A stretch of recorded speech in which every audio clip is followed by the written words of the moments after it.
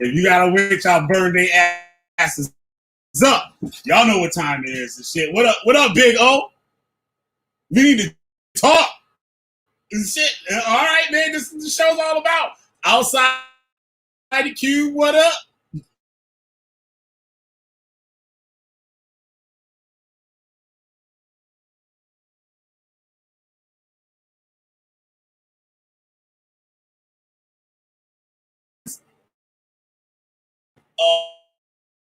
Subscribers, supporters, and all that good stuff and shit. I'm doing this for y'all this month. I'm going to be doing some more videos on y'all community this month. And it's affiliation with Black America and abroad. Y'all know how I get down. Y'all know how I get down and shit. I'm going to shame the devil every single time. Carnivals back in the day, when they had, or no, the little hole, it'll be like 6 holes and a little alligator head or a little monkey head and some shit come up out the hole and they give you this big ass mallet and you're going to bop the motherfuckers in the head and shit. Every time they jump out the hole, you're supposed to hit them in the head, you get points. That's what I be doing to these motherfuckers and shit. So once again, now is a great time to hit that subscribe button, you know what I'm saying? And share this to get y'all to get this information out, because we have to tell the people the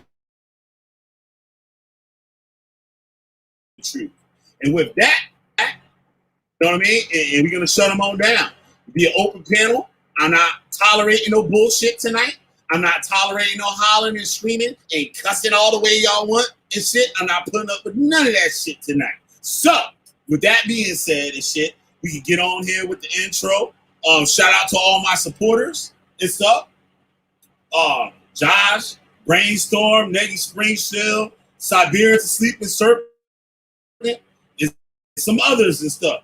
And all the rest of y'all that support this information I'm putting out, I got my Cash App in the description. Y'all can show me how much y'all love me and want to see me put out better videos, more videos, and you can go all the way to the top with me. So with that, Witchfinder General. That's right, I'm the Witchfinder General, motherfucker. I'm about to burn it on down. And inhumanity of man portrayed on the screen so vividly that you flinch. This man showed no mercy in the pursuit and interrogation of his victims. He was called the Witchfinder General.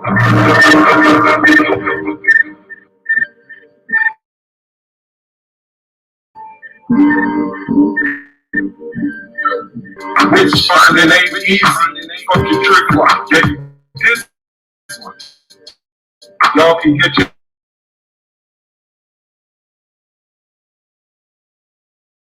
head. Spin away in what I did later. Here's a job. Get rocked. Mountaintops go fly. Riding up, fighting up. Get up so nice when I explode. Fuck y'all clothes. Shop. Catch impact like a stroll. Feeling old since they killed spin. Burning witches and they said, you can't lie, you can't die. I know what y'all said. Just but eternity, I don't see it that way. I paved the road clear is what you said, but you watch your desires overthrow you. Man fall down, man go boom. Mask wearing like doom, all caps like y'all yelling.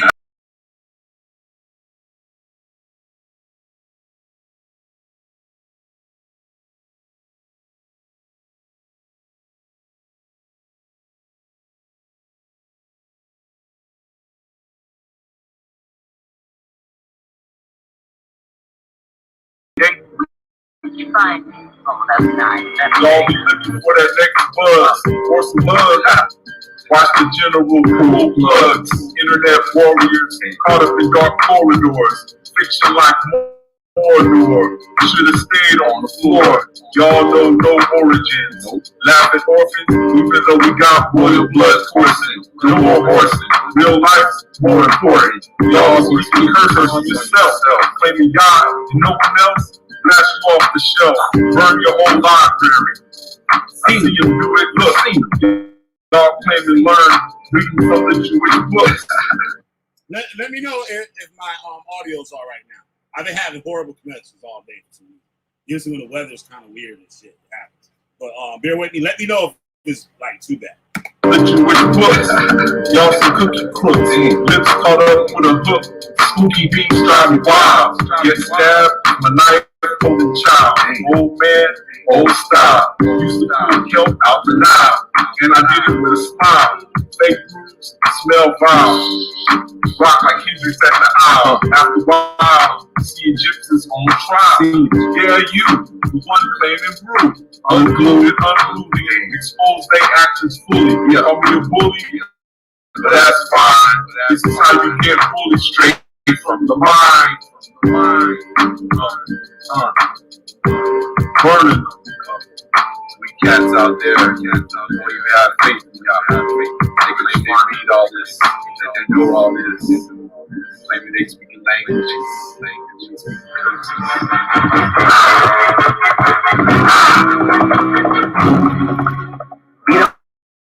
First to see it.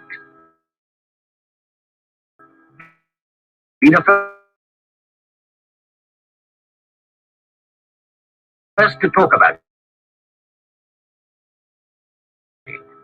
The witch finder just Motherfucker wish I'm back. What y'all gonna do? I got a couple of shares out. The time flying when I'm about to do a show, yo. Shit crazy. Look up, like 20 minutes go by. I feel like 3 minutes. All right, that's good enough. They don't not subscribe, make those shit. All right, so how I'm doing up in here? Wait, did I reset my thing? All right, got 4 people in the room. How my audio, goddammit? Let me know. Yeah. All right, let me listen to it myself. When I don't ask, y'all motherfuckers tell me. And when I ask and shit, you motherfuckers don't say shit. So let me listen to my stream on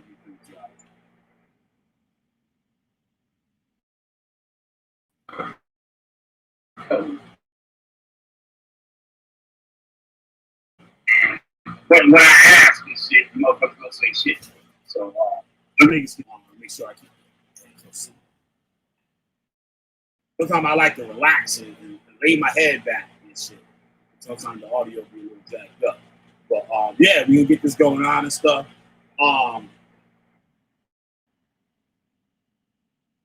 Okay, well shit. Well, that's how it usually is. It sound all right to me. It sound normal to me and shit. So you got the goddamn choice, nigga. So with that, we're gonna get on with the show. I'm gonna drop the link and no cue, don't bring your ass on here because I'm not dealing with that shit right now. I'll deal with it a little later and shit after I get all my information. So until then, your monkey ass is gonna be in the chat. I'm not dealing with some bullshit. Big O, we dropped the link for you. You said you gotta talk like it's emergency or some shit. So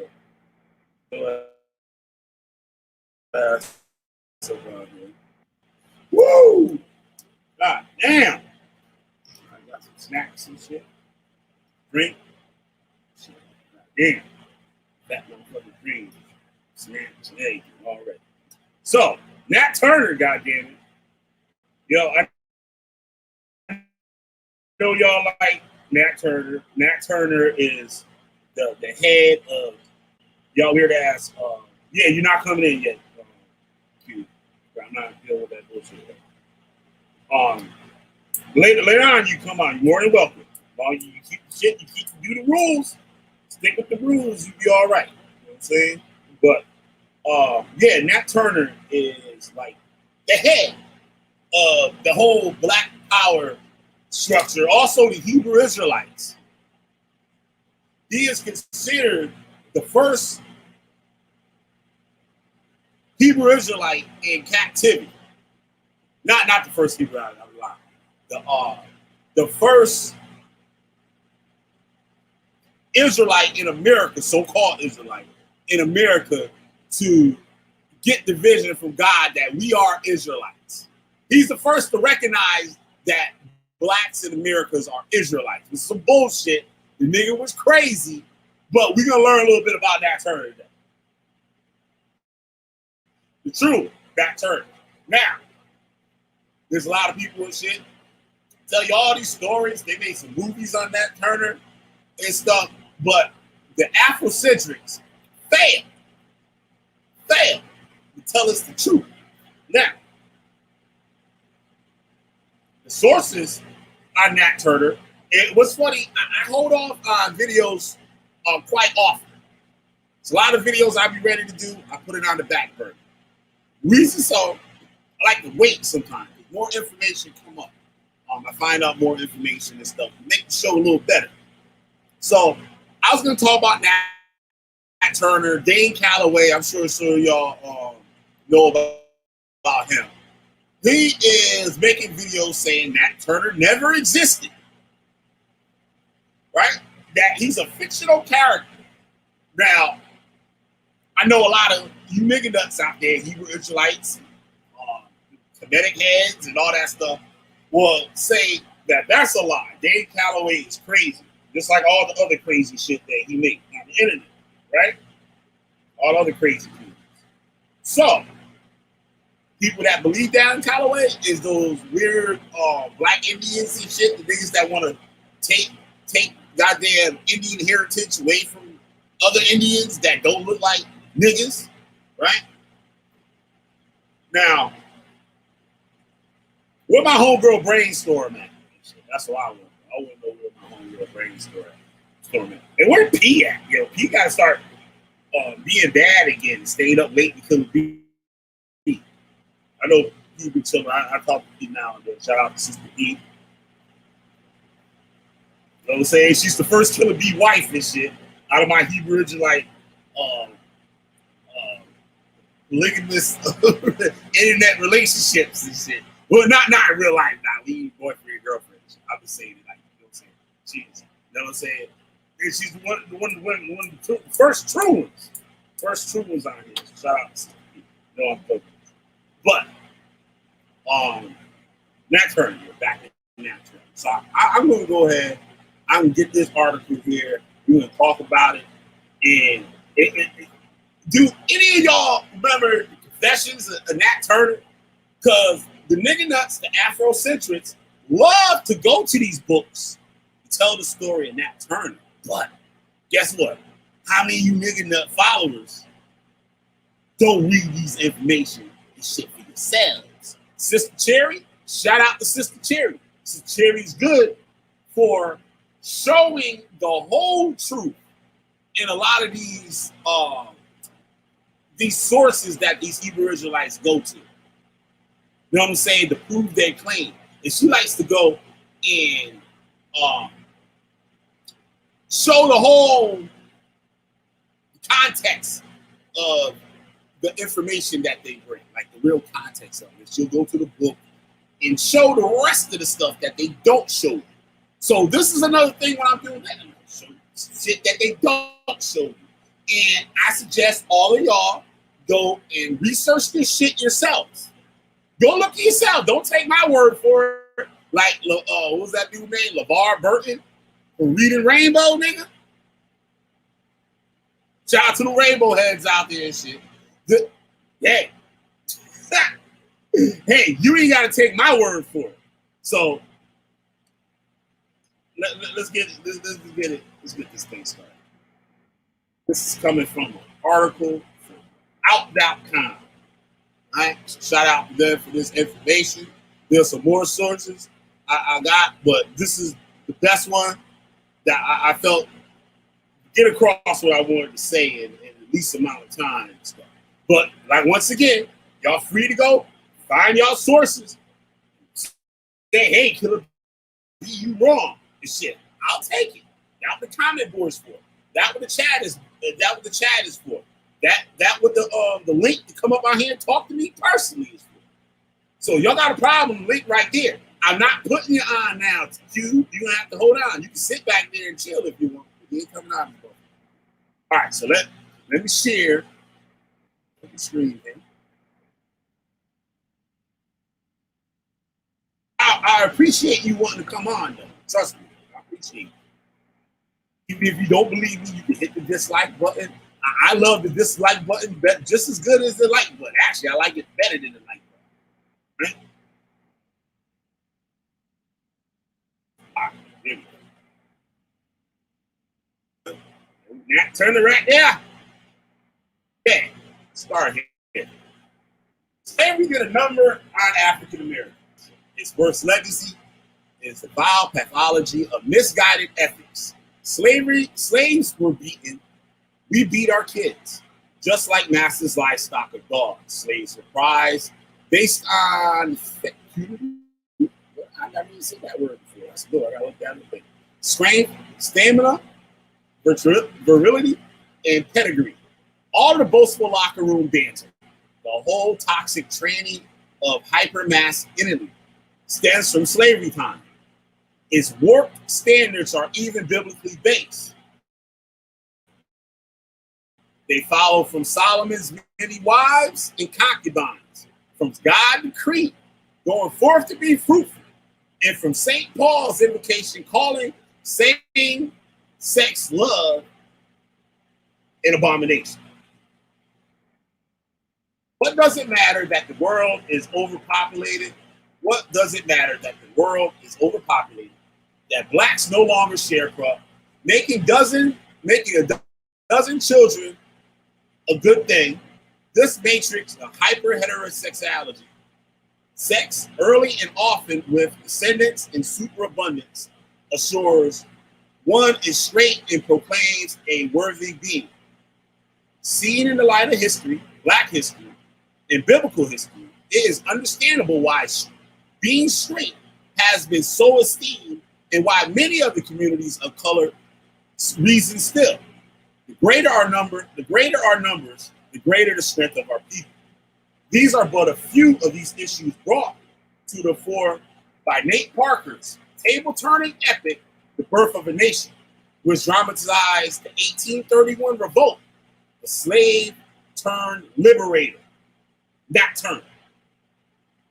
Determining the black lives must have seemed to matter, leave scores of African Americans clamoring for cultural offerings affirming justice. See that?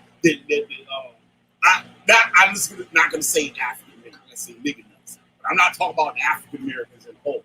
I'm talking about the weirdos. Once again, the link is in the chat, but not for Q. I don't want to deal with Q right now. I deal with Q later. But anybody else that will come out here and talk with me, the links in the chat. Now, new National Museum of African American History and Culture in Washington, D.C. helps to satisfy this need. So does a new black TV superhero, Luke Cage, who in our era of police shootings reminiscent of updated lynchings is expediently bulletproof.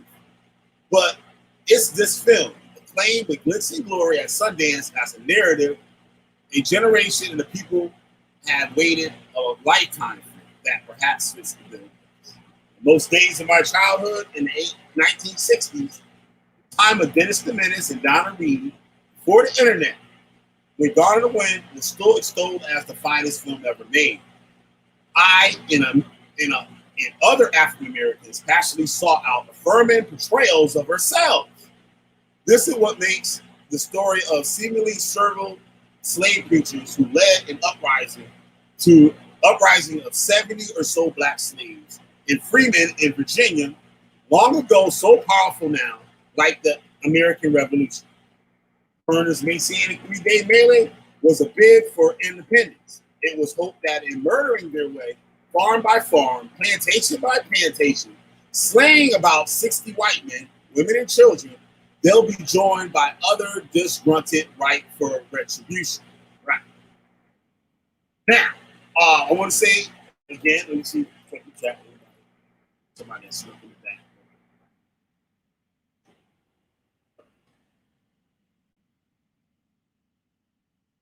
Oh, Super Tony up in here. All right, I'll talk to Super Tony know how to talk like regular people. He's more than welcome anytime that I'm live. And with that, what's up, Super Tony?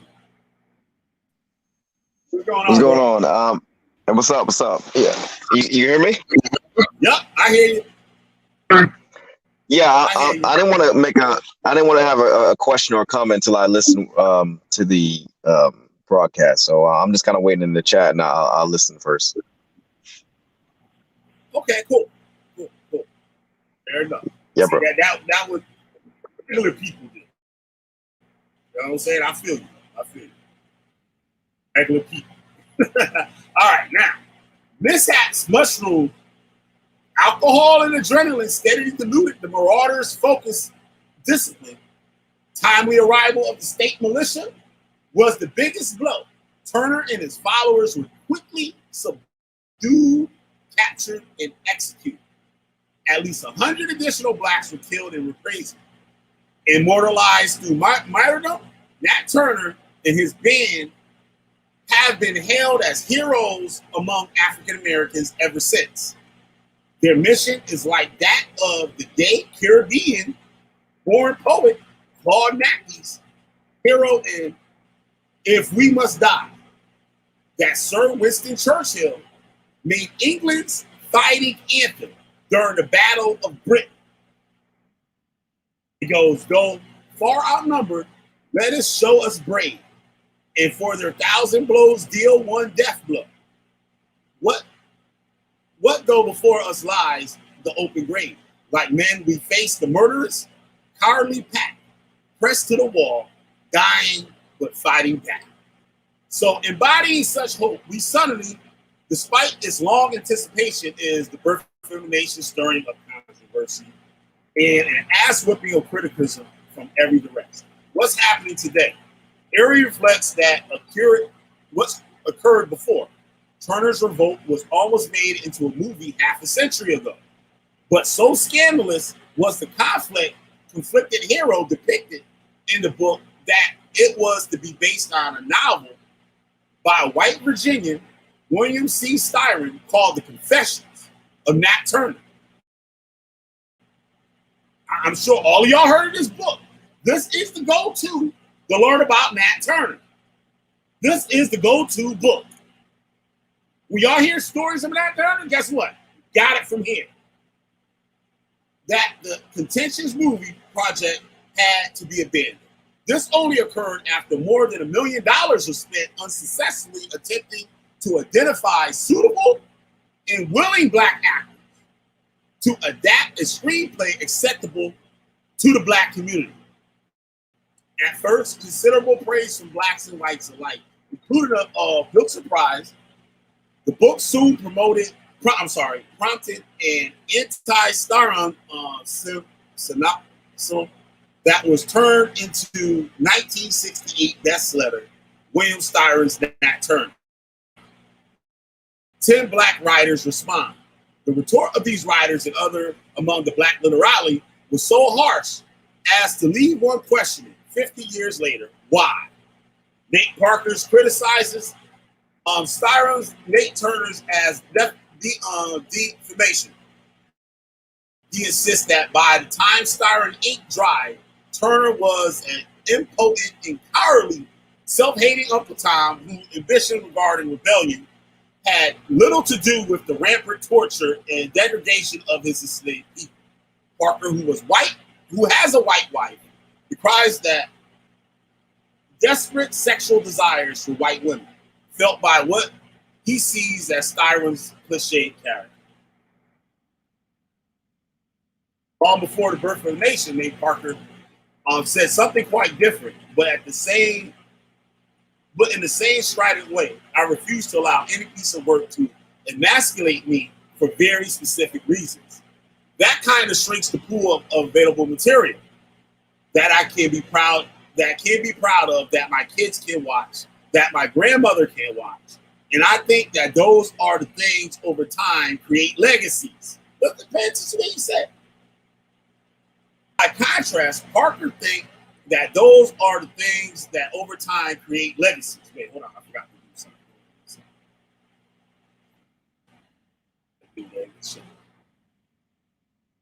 What's that? 6 people in anybody? Down tonight.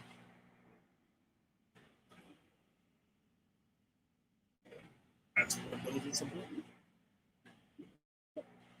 back to this here.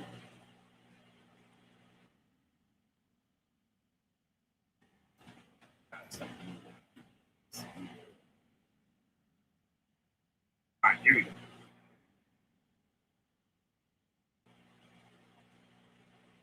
All right. By contrast, Parker expressed weariness over fair like Tyler Perry Medina movies that he says put black men in drag or portray characters of questionable sexuality. He vows to preserve the black man. You will never see me take a gay role. So now, this man is saying that he won't take a gay role because he wants to preserve black men. So, to be a black man, you can't be gay or anything outside of hyper masculine or stereotypical black men, right?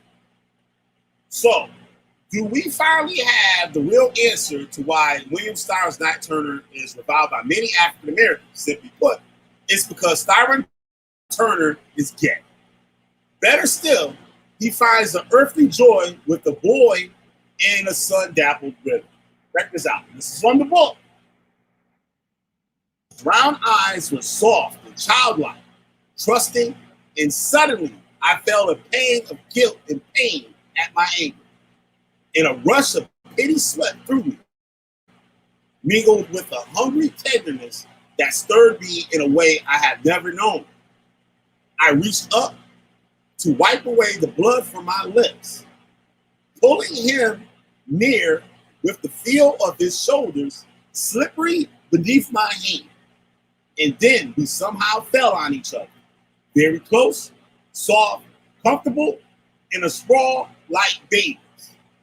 Beneath my exploring fingers, his hot skin throbbed and pulsed like the throat of a pigeon. And I heard him sigh in a faraway voice.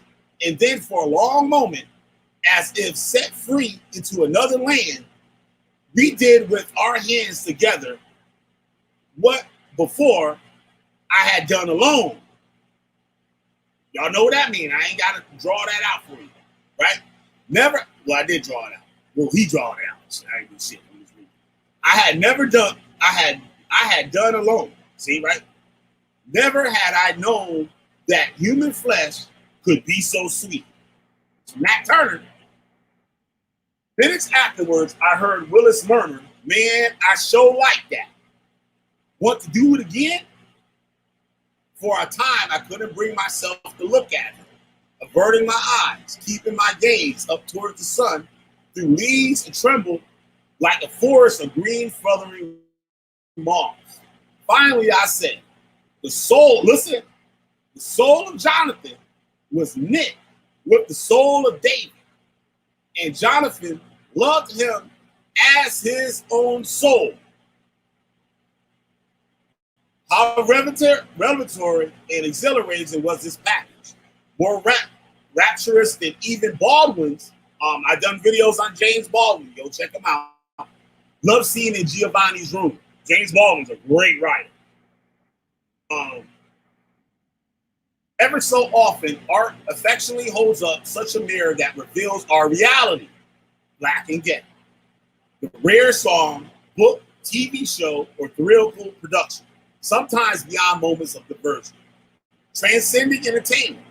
They improve our lives and lend us hope and power. This is what can happen when people are given to true glimpse, undistorted by stereotypes of who we are. It's easy to imagine Styron's adopted ultra gay angle at his friend James Baldwin's urging over cocktails. The audacity and the resilient book-selling contrary would have appealed to both, but especially to Baldwin, knowing how affronted so many blacks in authority would be. The reliability in the black establishment was almost universal irate at what they considered to be unnerving of a hero to help man them up almost immediately after Cyrus Nat Turner debuted, black scholars were on the lookout for some plausible Mrs. Turner. Listen, black scholars, right? It didn't say white scholars, it didn't say Puerto Rican scholars, it didn't say African scholars. It's the black American scholars for some went on a lookout. So they went to go find. They didn't have it before. They went out to find some plausible Mrs. Turner. A few claim to have found her, Cherry Turner, and offspring besides. Would she and any children not have topped the list for retaliation after the revolt? Wouldn't that have been written about?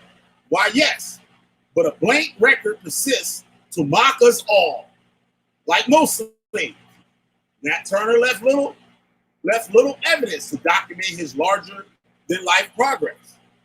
This is what helps make him the scenarios dream character.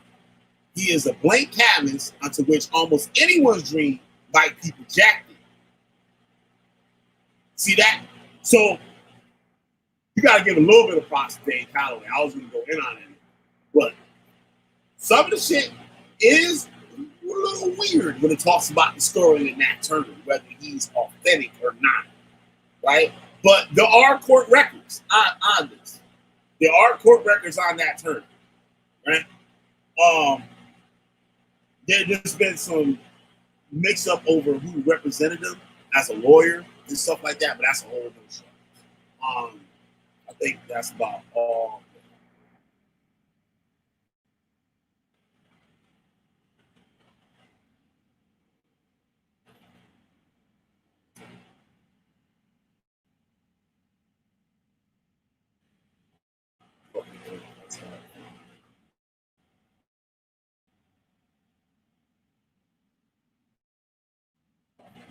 To project the image of strength. Nat Parker is afraid. Super pseudo-masculinity is the flip side of American myth of the black man's Olympian sexual agility. I'm giving a book, an ebook away tonight, like 250 pages, some shit like that ebook. I don't know if I get subscribed and stuff. I might give it. I might read a little bit from it and don't give it out, or depending, you know what I'm saying, how my night go, I'll give it out to you. Right? It causes many in communities of color to perversely invest unwarranted worth in upholding. Wait, I read this again. Super pseudo masculinity is the flip side of American myth of the black man's Olympian sexual agility. It causes many in communities of color to perversely invest unwarranted worth in upholding an image rooted in slavery. Neither avoiding injury nor life itself is valued as highly as never shown weakness or appearing unmanly. Under threat of being rejected by disapproving families and friends, gay men of color share this fear of displaying the very weakness said to be definitive of who we are. Right? You know, some of the people I beat up on the show, stuff like that. You will see a lot of that, wanting to be the most masculine man on earth. But when they're not on guard, like they usually are, you see them slip up, and we see them doing gay shit and all types of stuff. It's like today, a video I put up today. These super masculine, Torah-following booger eaters get caught in a screenshot with fingernails like a woman. I showed a picture to my boy the other day, right? He don't even watch none of this stuff. He looked at the shoes and something. He was like, what? You talking about the woman's hand? I'm like, bro, that's not a woman's hand. That's a nigga. He was like, what? It's damn shame. But anyway, I don't know why they front me. Right? So, that being schoolmen, families, friends, gay men of color, share this fear of displaying the very weakness said to be. And so, It thanks to William Styron that it's straight and strong, but narrow-minded Nate Parker found Nat Turner and saw himself, so have I. Gay or straight, male, female, black or white, many others desperate for justice too. Right? It was written by Michael Henry Adams. He's a graduate of the University of the Akron in his hometown. He was trained in Columbia University's graduate historic preservation program, as well as studying English country houses in the Adaham Summer School. His books include Harlem, Lost and Found, and Architectural and Social History from 1765 to 1915, Monticelli Press. Currently, he's at work on the forthcoming Homo Harlem, a chronicle of lesbian and gay life in the African American cultural capital. I'm going to do another show on that, on the Harlem Renaissance, and how the people, who were the people that spearheaded the Harlem Renaissance. Because you know the nigger nuts, the homophobic nigger nuts, they love to talk about Harlem, just like they love to talk about Nat Turner. You know what I'm saying? So, I don't know. There's going to be a lot of, I don't know, can they take my furnace or not? So, before I move on to the next subject, open up, everybody can come back on and ask me some questions and talk to you, whatever we're going to do. Then I'm going to go into the next part. I'm going to go into Africa itself. So, that's right, clear out rooms. So, what up, Super Tony? So what you think?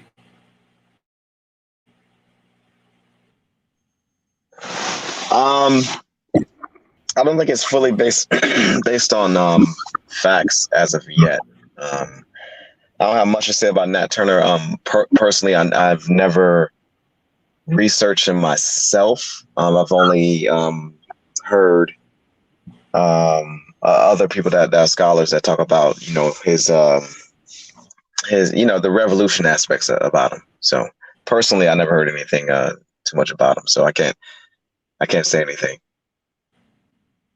Right. So like I said before, there's usually just a few sources that people go off when speaking on Nat Turner, right? But as I told today, the main go-to book talks about Nat Turner and all that stuff will be that one that had that, you know what I'm saying, section that I just read. So that shit was hard to listen to. You got to tell the truth, though. So, isn't it strange that how much Nat Turner is the poster boy for this revolutionary Black Power type of idea in America? Nat Turner is like the poster boy for it. But they wouldn't point that out. Yeah, that is kind of weird.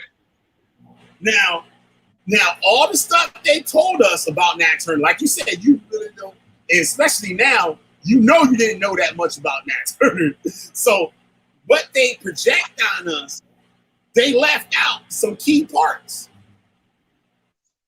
that would make people look at Nat Turner not necessarily in a super. I'm not saying like everybody got to look at Nat Turner as this super like Black Power like type of dude or like whatever. Like we got to read that book ourselves now to really find out what's written in it. Because what's the book name and title again? So we can search. The Confessions of Nat Turner. I mean, I would, for example, follow someone's speech based on the things that they wrote, and kind of conclude that too. Because like, I'm not saying that is true or is false, but it's like, if I'm the type of guy that I constantly talk about a certain thing, and I'm always consistent with that, and then someone, I die, 100 years go by, and then someone say something that contradicts me, you got to kind of question it. If I consistently talk about like, hey, I believe this is just an example, Black men, positive Black men and positive Black women, we need more of them to get together to help the community. And then all of a sudden you hear about some strange thing about me, and you got to kind of question it. Right. Now, it's given. I'm reading something now about the historical background. It said it was based on an extant document, the confession of Nat Turner to the white lawyer Thomas Ruffin Gray. So the book was compiled off of a document that was written by Nat Turner's lawyer. In the historical confession, Turner claims to have been divinely inspired, charged with a mission from God to lead a slave uprising and destroy the white race. Styron's ambitious novel attempts to imagine the character of Nat Turner. It does not purport to describe accurately or authoritatively the events as they occurred. Some historians consider Gray's account of Turner's confessions to be told with prejudice. And to recently, one writer has alleged that Gray's account is itself a fabrication. Now, you have to look on whether Nat Turner is what they say about Nat Turner is real. Yeah. So it's either accept your source in a whole. This is like what I do here. I show how people like to fool people. Like these people y'all be listening to, they'll fool you. They'll only tell you part of the story. They won't tell you the whole thing. Yeah. All that shit. Yeah. They trying to say. Yeah. You're saying fairly, you would say the whole collective thing, and then it's up for us to decipher or determine. Now, where we get the information is from that. Know what I'm saying? That's where we get our information. So are you only going to believe part of it? Now, if you believe part of it, that means your part is questionable too. Know what I'm saying? So you believe the book itself is either the book is bullshit or the book is real accurate. Okay. I know what you're saying. If I take sources from that book of which I don't agree with some things, then I'm wrong.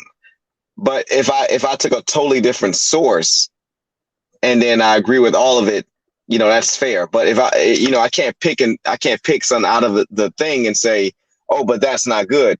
That's the same thing we would do with the Bible.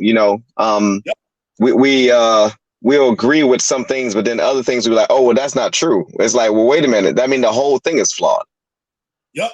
So you or you have to really look closer at everything, even the stuff that you believe. Because a lot of the things that people believe exactly what it is, you believe in it because it sounds good to the way you think.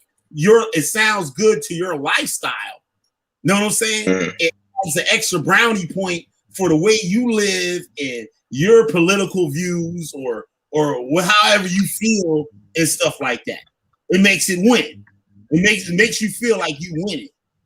But the people gotta keep that shit 100. So it's either now you have to look at if Nat Turner really was Nat Turner.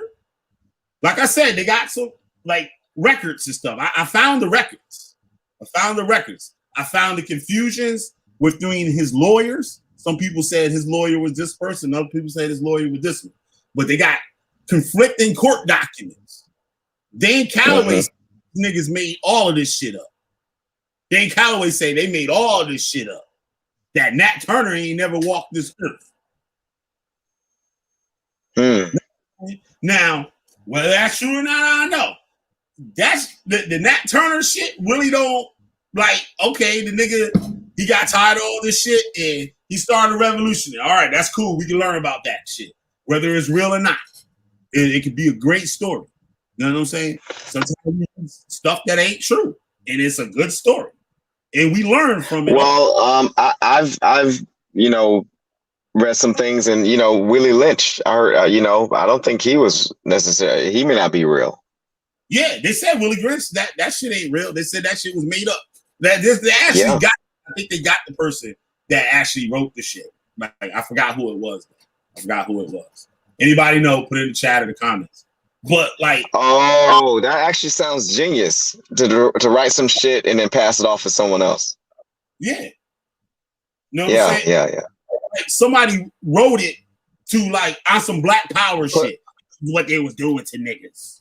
They was doing this and they was doing that, but that shit has no, what they wrote has no historical source. Like, you know what I mean? Like some nigga just thought that in his mind. How they say, like the buck breaking. You see the buck breaking movie? I was gonna do, which is the craziest title ever, for a so-called strong black man and shit. That's just a weird ass title. Tariq Nasheed made a documentary called Buck Breaking, and what it was about is how the white people in general, sexually abused and demasculated black men to stop because they was afraid of the black man's masculinity. So they're saying white people got together and say, hey, we gotta demasculate these niggas. Know what I'm saying? And they made up all this shit. Now I watched the shit. I watched still some parts that was actually good. It was only like 10 minutes. I'm gonna order that. I might order it tomorrow, and I'm gonna watch it. Yeah. Somebody bootlegged it on YouTube, so you can watch it on YouTube. No. I don't believe in that. I'll go and pay for it and order it. All right. Well, you're wasting. It's kind of like, look, if you, even if I don't agree with you or whatever, and you came out with something, right, and it's a profit, I'm not gonna stream it off somebody fucking thing. I'm gonna go, hey, you know what? I don't agree with Killer B, but I'm gonna go, because I'm gonna support your craft. That that's just me. Yeah. And you a real nigga. That's why you be up on here and shit. That's why you more than welcome anytime to come on here, because you real. Now, we'll say the buck breaking thing. I fact checked like the first 4 claims, I believe, in the documentary. It was all bullshit. It was just like the Hidden Colors documentary he did. That was the most sorriest excuse on Black history that I think anybody could have done and will do in the next 100 years. And the people, just like buck breaking, the people that he has narrating and speaking on the documentary are not credible. It's like opinions? Yeah. Oh, okay. And it's not, the people aren't credible in the field of what they're trying to tell people. Like, they had Jabari on there, dog. They had Jabari from Are you serious? With a big old on his hand, on his wrist and shit? I'm like, dude, come on. They got Dr. Maya and shit, the chick that got their federal indictment and shit, that snitched on these motherfuckers in Baltimore. This a few years ago. That been on Sonetta show. Had her. They had Dr. James Smalls, another jerk. You know what I'm saying? Another cult leader and shit, posing as a senior citizen. Who else they had? They had some more nuts on there and stuff, right? But said that one of the things was that the demasculate black men, the boy slaves wore dresses. That they didn't give them a pin, they wore dresses. They gave them dresses to wear. Actuality, I went to the source of where the claim comes from. Frederick Douglass says that the children were given shirts. All the kids under 10 years old received shirts. They would give the people rations. I did a video on the diet of slaves and stuff, right? And I talked about how the slaves were given like monthly rations of stuff. They get salt pork. They get this. They might get some vegetables. They get some salt or something like that. You know what I'm saying? So they got a well-balanced meal to be able to go out there in those fields and work. You know what I mean? So you want to hear something strange? Go ahead. And this is the psyche of nature. If let's say I was raised around a bunch of men, right? Yep. And they behave like men. and they wore dresses, right? And from the time of as long as I can remember, they put me in a dress. You do realize I must still behave like a man, right? Yep.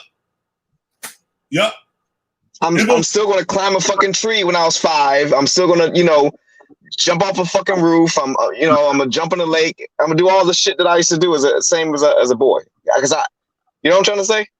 Some African countries, and I know Turkey for a fact, or Turkish. He grew up in Turkey, and he said it's common for men. And I believe this is in like the Middle East too. It's common for men that are friends to walk down the street holding hands. It's common. And nothing gay about it, yeah. They're not gay. Them motherfuckers is men. In their culture, it doesn't seem like a sexual thing or whatever. It is motherfuckers, they just cool and shit, and they motherfuckers walking down the street holding hands. It's like, here, they be like, yo, you gay to the motherfucker. But in that country, they can have all the super masculine shit too and be walking down the street holding hands. In fact, since we got a lot of our Bible thumpers that listen, the Levites wore clothing that was similar to a dress, because there was a verse. It was saying something about they couldn't walk up the steps and before the face of God, showing their rear ends. Indicated that it wore something. You know what I'm talking about? You know that verse. I know exactly what you're talking about. I exactly what you're talking about. Yep. And it talks about what they wear too. It got a split on the side. Yeah. No, but we was taught in the cult that was so the Israelites in war they could kick. This is the stupidest explanation I ever heard in my life. They said they had a split on the side so we could kick.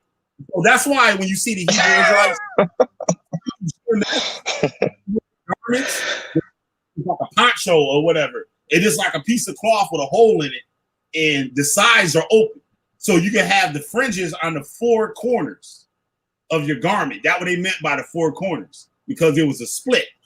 You know what I mean? There was I think the split was convenient for them to take a piss.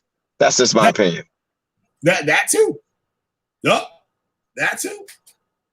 So like, and another thing with the cult too, they call one thing, and you would hear many Hebrews like say it and not know where it come from.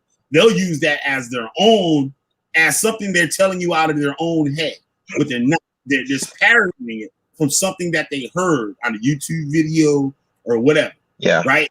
And chew the meat and spit out the bones.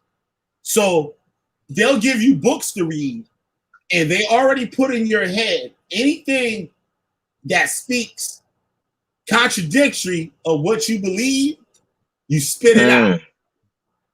And what got it. So they already are giving you a predisposed idea of what you're reading. Right. So chew the meat, meaning take in what you like and spit out the bones and take out the shit that you dislike. And that's exactly what these niggas did with this Confessions of this Nat Turner book. Gotcha. No, unless they're going to throw that specific. Yeah.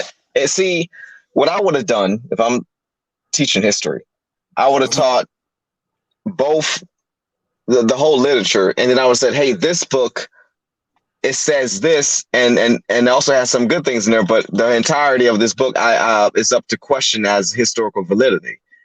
That's what they should have said. Right. Hey, what up, Big O? But the fact that, it's another dude in the chat too. They were trying to get on. Was it Jason? Yeah, he got to wait a little bit because he get kind of like ridiculous. So we yeah. Most of our shit out first, then we get into this. Big O, what up? Big O went to sleep. This shit.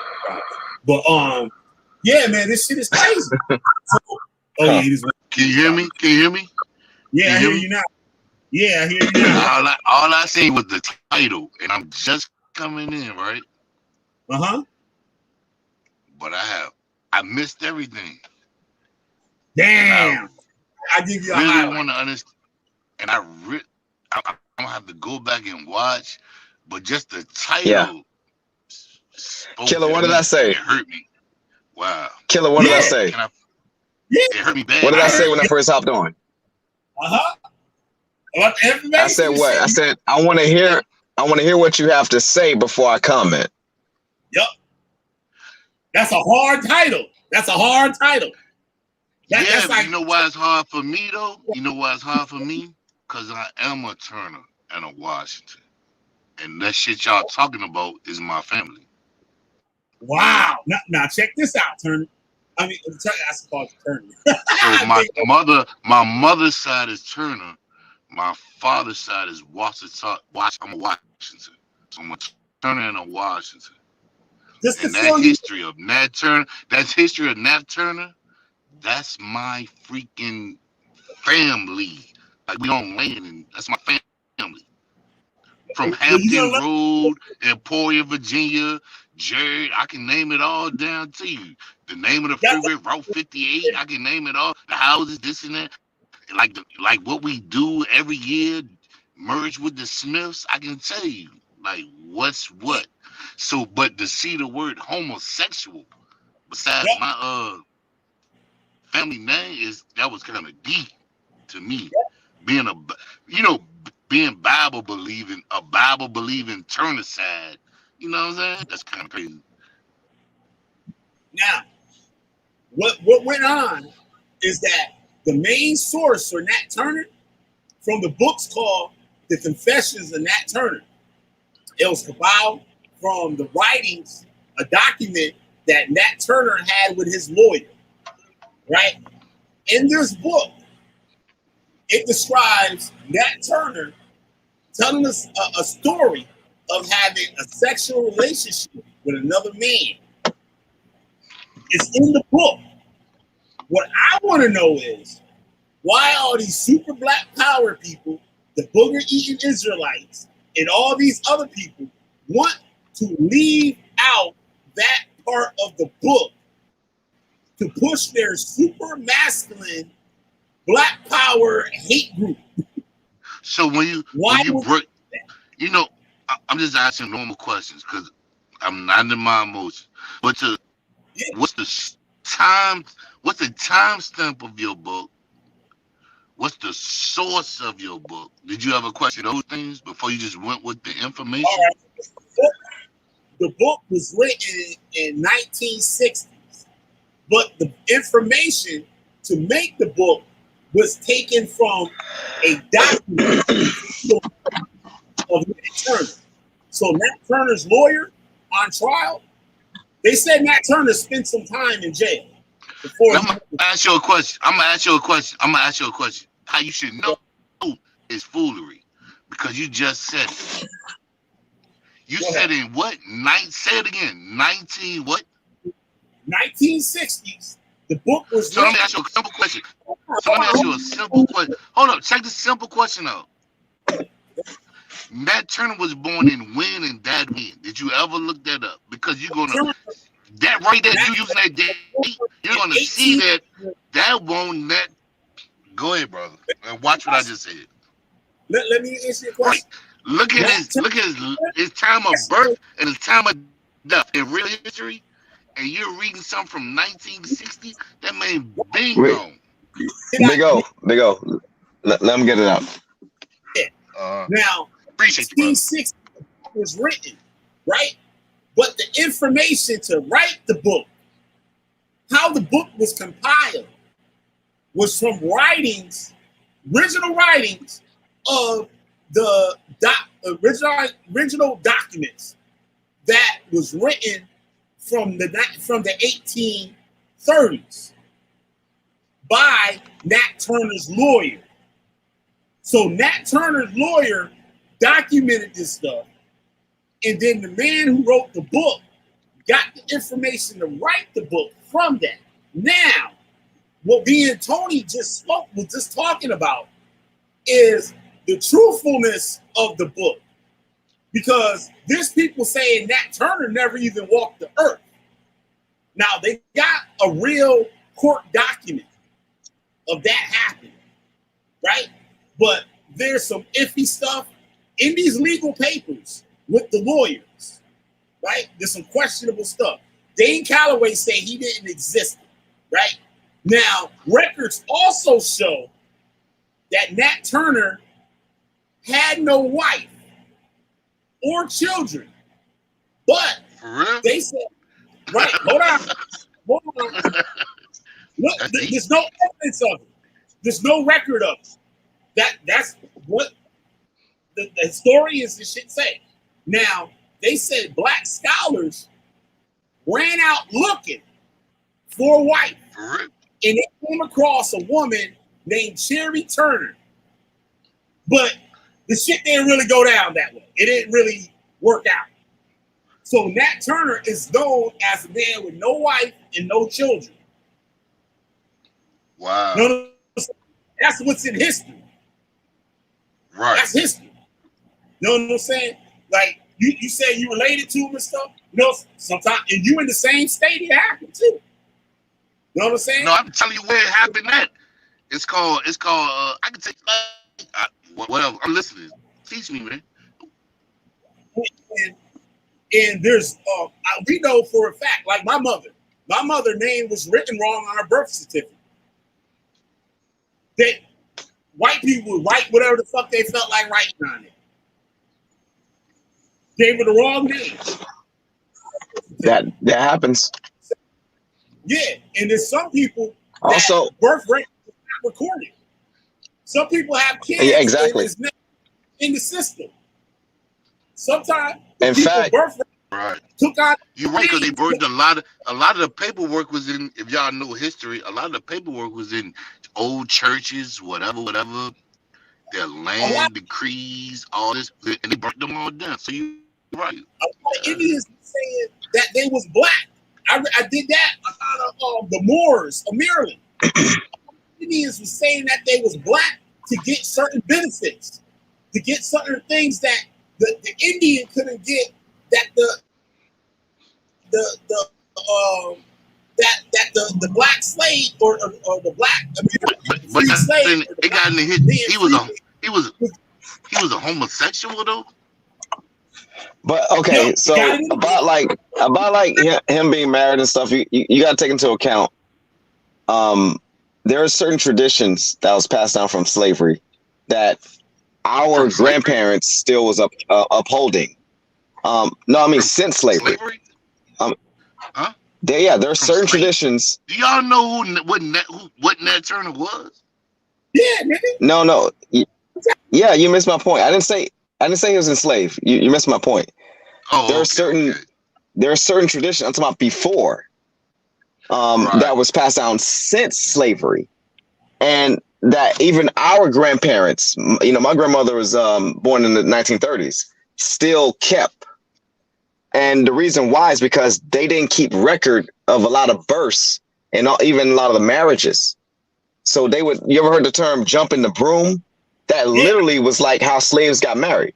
Yeah. So my grandmother, I remember she had a Bible with all of her descendants' name in it. Yep. And that was the records. And in fact, one of the oldest slaves that would ever live died, I think in was it 19 supposedly in 19 was it like the 1940s, something like that. I can look up his name in a minute, but anyway, he was in like the he lived since like the time of slavery, and he died like in like somewhere in the 20th century, and that's how his record of when he was born, it was written down in the Bible, because there was no actual birth certificates. So as far as like him not having a wife, that doesn't mean he didn't have any descendants. Y'all could be. I don't even care no more. I'm the person that jump on. My family ain't gonna do it. But this is one thing that most people don't know. Y'all know, I bet it ain't in history. I'm gonna say something, and I mean what I'm saying.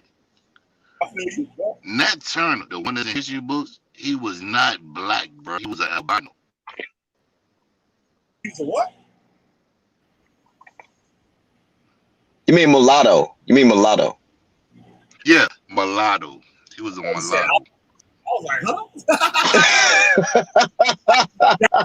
All the way up, nigga. Yeah, excuse me. Oh yeah, yeah. Play me like I'm stupid, and then get to it. Cause I'm letting y'all say a lot that ain't true already. But I'm gonna give you that point. He was a mulatto, bro. Wow. Which a lot of blacks in the South and stuff was. Not, yeah, for certain reasons. If you study history, like you'll know what was going on. I'm gonna do a video on that. Stay tuned for that one too. So I give you another example. His last name Jefferson, same area with Nat Turner. He was a chief Indian that owned land. I married a woman in that family. Wow. Like that area, Hampton Roads. It's called Hampton Roads, Virginia, Suffolk, Virginia, Emporia, down Smithfield to Hampton, South Carolina, this and that, and it spread out, and it went all the way so far to Atlanta. You know what I'm saying? Mm-hmm. And you'll realize what you're talking. You talk about a Smith and a Turner, a Smith, and my last name Washington. You'll know what you're talking about. It's like it's a park in Emporia that got my last Washington on it, so I know what I'm talking about.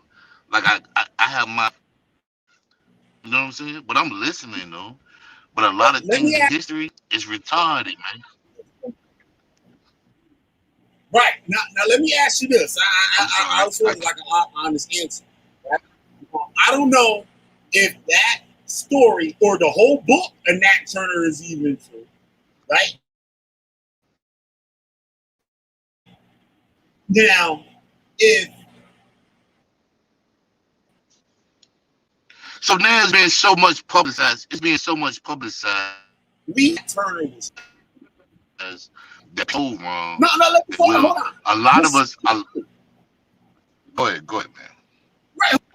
I'm not trying to take. Now, this video is not to take anything away from Nat Turner. Don't nobody get that shit. I just get mad because I'm just mad. I ain't gonna lie. I'm a little frustrated because it got homosexual in it. Like, bro, stop. Well, this is what I'm getting to. Listen. Now, if it's true, and Nat Turner led that revolution to liberate black slaves, and he died for it, does it matter if he was gay? So, will people take him Just answer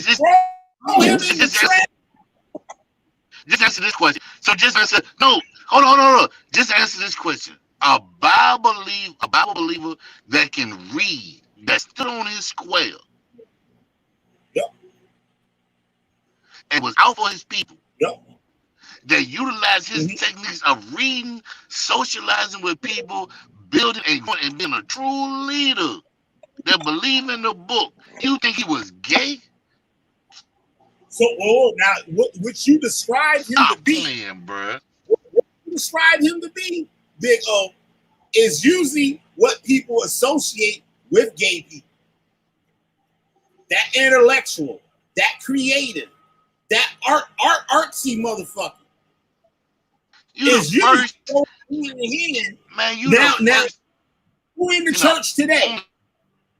When you go to church today, what you usually see, people don't talk about it. Person that ever said a whole lot of the males in there be homosexual. When I went to church, we had homosexuals in there. Everybody I know, when they went to church, I could be out in the street and see a church. The story of Nat Turner, it won't about no church.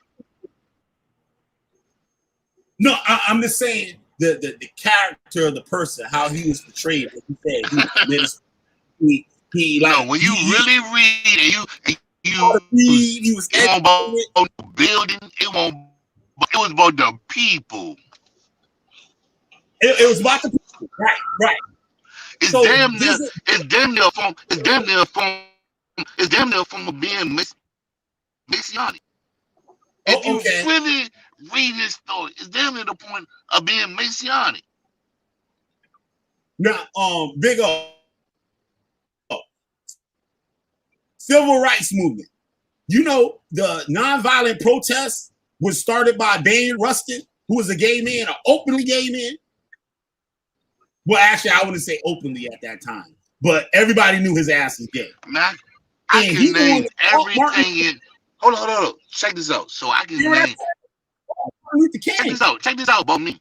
I really studied and learned and know history. You can name any subject, and it'll be about somebody that created something without knowing to destroy us. We can go on and talk about Marcus Garvey, this, that, whatever. We can talk about how the abortion clinics open. We can talk about anything. Cause I'm with it. I studied it all. I study it all. Man, that shit. And then the easiest thing was you talking about a person in the 1960s. But I was almost born 20 years after that. Explaining somebody that been gone. How did they get documents? So if that's the case, come on now, bro. If that's the case, you got to look at the whole book the same way. Because when we tell the story, we go to that book. When we tell the story of Nat Turner, we go to that book. Looking at the book. So how else you gonna know about Nat Turner? Big O, that's his point. That's his whole point. I don't Listen, know if you are allowed. I'm gonna say this. No, okay. Check this out. Just check this out for real information. If you go to your city council, your town hall, you get real books. It's like stuff that the information people really looking for is in your town Congress. Shit, you know what I'm saying? You can really go. You might gotta pay to read it, but you should pay to read it because this stuff that people just regularly talking about is not real. So okay, but he said why if it's not real? Look, the whole book. Listen, the whole book got to be considered a fallacy. Then, if you're gonna take that page out, that's what he's saying. This is what I'm gonna say to you. On your TV, your books, the public school system, whatever. If y'all, and you probably did shows, if you don't know people are trying to manipulate you and get you to conform to a certain lifestyle, and then what's really true is not in your regular library, not on your TV, not on your Google thing. You gotta really dig deep to know what to tell you. Yeah, I agree. No, so look, if you believe the person that been lying to you from the beginning, gonna all of a sudden tell you some truth, you got to be a fool. No, listen, I'm with you 100%. He's saying, why don't these so-called black figures and the ones that speak out the most regarding, this individual, if they're reading from the same book, because there's other books written about him, right? But if they're reading from this book, this specific one, I'm gonna see you, and they're not mentioning this, they're not mentioning that other part. See if you can catch on. Let me see how if you got. Check it out. I'm gonna see what. And you know why? I'm about to ask you like a couple questions, and I bet you'll catch it without me having to say it. What was Martin Luther King? Was he where did he go to school at? What did Marcus Garvey go to school at? What type of, was they in any type of organizations? Was they in type of showing certain levels when they conforming so they can have a certain lifestyle? You think they give the truth on other, or they just gonna conform? Say that again? I miss how you were trying to put. Where did they go to school at? Yeah, I missed that too. Where did Marcus Garvey go to school at? Where did Martin Luther King? And that ain't even his real name. What do you know anything about these people that you really just study under as far as the books? Yeah, that's not his real name. And not find out they was in secret society. Huh? Oh, nah, we're not getting into that shit. We're not getting into that. Yeah. We're going to go down the beaten path. Yeah, we're going to go down the beaten path. Yeah, we're not going to go down that motherfucker road. But what I'm saying, Big O, the earliest writings of Nat Turner, he got the information from the lawyer from 1800. So when black people, these black power people, and all this, you know, the booger eaters and shit, speak on Matt Turner, they portrayed Matt Turner as this super masculine, super heterosexual, super killer, super OG Bobby Johnson ass nigga. But the same source. Check let me ask you a question. Did y'all know? Hold on, Big O. Hold on. Did y'all notice? You're not listening to me, Big O. Man, You did y'all? Bro, You gotta listen. You gotta I listen. just want to say this one thing. All right. Did y'all notice there ain't no picture of him? It ain't Yeah, no picture of him. Turner. There ain't You no don't picture. have it. I got it. You No, don't have it. It's your Nat It Turner. ain't You know no why? picture. I got it. No, you don't. No, you don't. You know why? Because the camera wasn't public until 1850. Photos you see are like post-Civil War pictures. At the end of the Civil War, the camera was not invented in 1830. Cameras weren't made public until 1850. So, unless And the book came out in unless it's a 1960. drawing. So tell me again. Unless it's a drawing. Unless it's a drawing. right. So let's stick to the dates. No, Killer B just said it. 1850. So when was he born? When did he die? 1800. You cut me off when I was saying this before. It's 1800. Supposedly 1800 he was born. He died in 1831. He was executed. 1831. The camera didn't come into play in the public until 1850, right? No, the camera came in 1850. So that means he was 20 years old. So that means he was 20. That means he was 20 years. Hold on, bro. That means he was 20 years old, bro. No. Hey, Big O, wait, Big O, you're talking more than you're listening, man. That means he died around 31. Come on now, bro. He died in his 30s. I'm out, bro. All right. This dude, god damn. Out, bro. That's why I like Big O.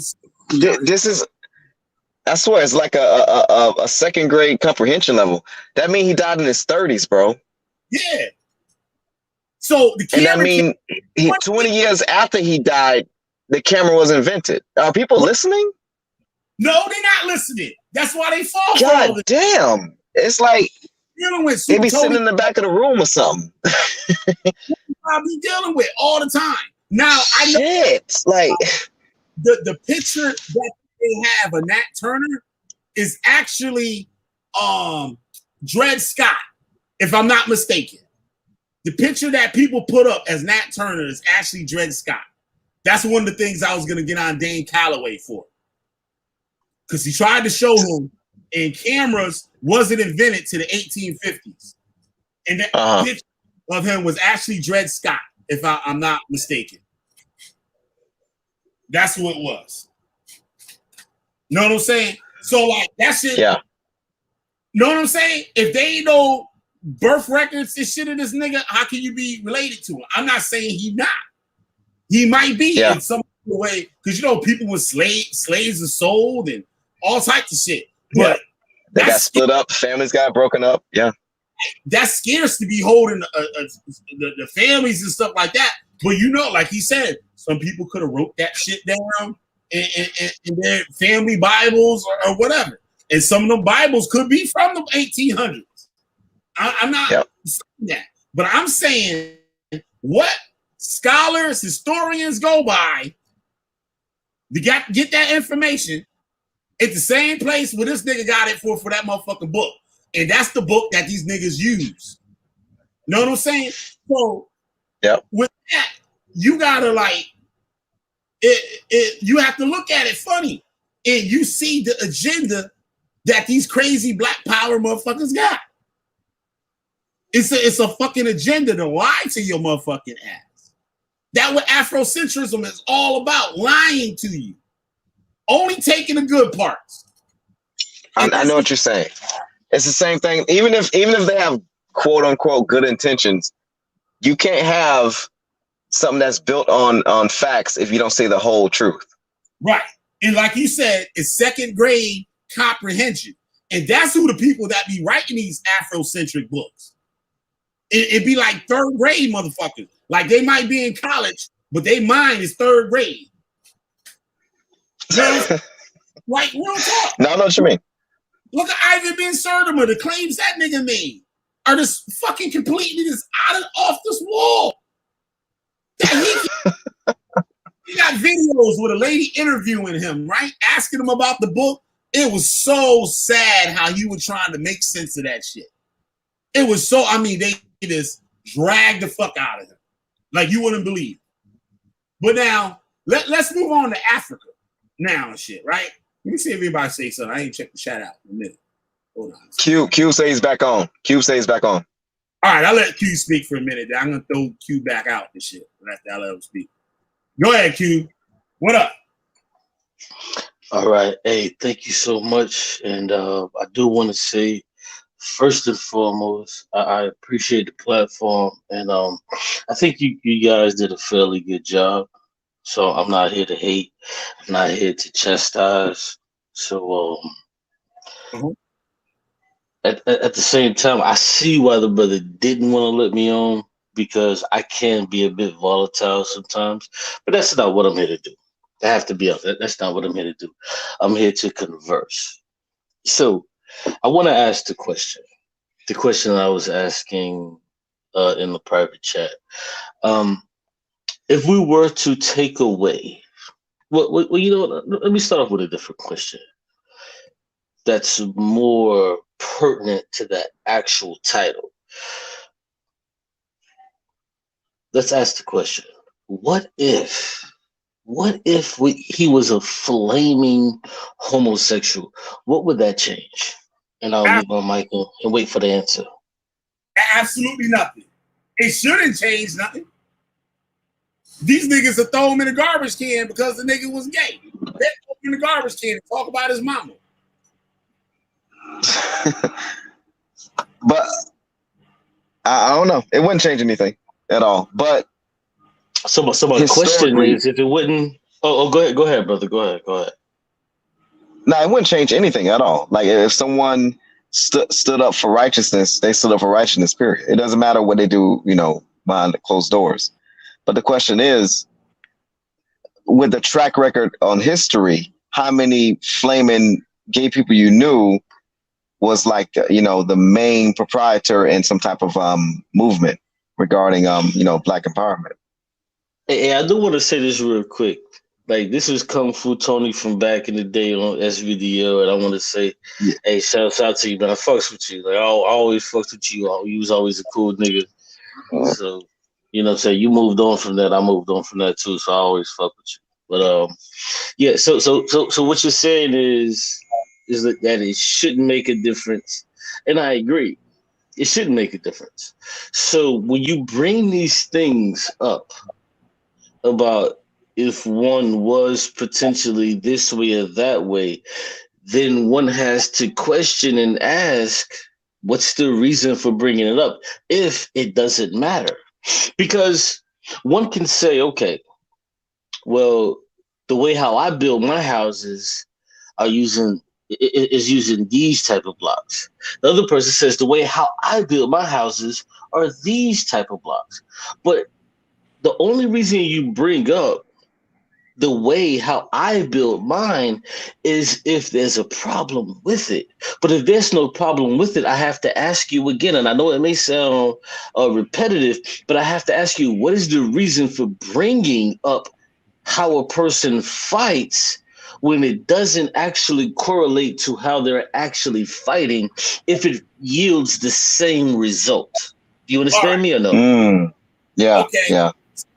So the reason I do this, right, is because I'll just put it out there. Afrocentric. I'll put it out there. Hey, hold on, real quick. Hey, real quick. You just hold on, real quick. You just broke up, bro, and I didn't understand. I couldn't hear what you said. You broke up. The Afrocentrics, the Black Power people, okay, the Hebrew Israelites, okay, will take the story of Nat Turner and use it and use it and put him up at this hyper masculine superhero man, and not saying a gay person can do that, right? But what they do, they take the stereotypical masculine, super masculine, heterosexual man, and they use Nat Turner to push black heterosexual masculinity, right? They use that to push that and suppress the other type of black men. Know what I'm saying? Instead of letting both. But hold on, let me just understand what you said thus far. Choose, let them both do what they do best. Yeah, you're breaking up intermittently, so it's a bit difficult to understand what you're saying. And it's so crazy because you weren't breaking up the entire time you were talking to Big O. So, like, that's crazy as hell. Yeah, but I'll say this though. So what you're saying is you want to fight against the people that are using the name and the likeness of our ancestors in the wrong way. You want to fight against them, correct? Is that what you're saying? Yeah, sort of. Okay.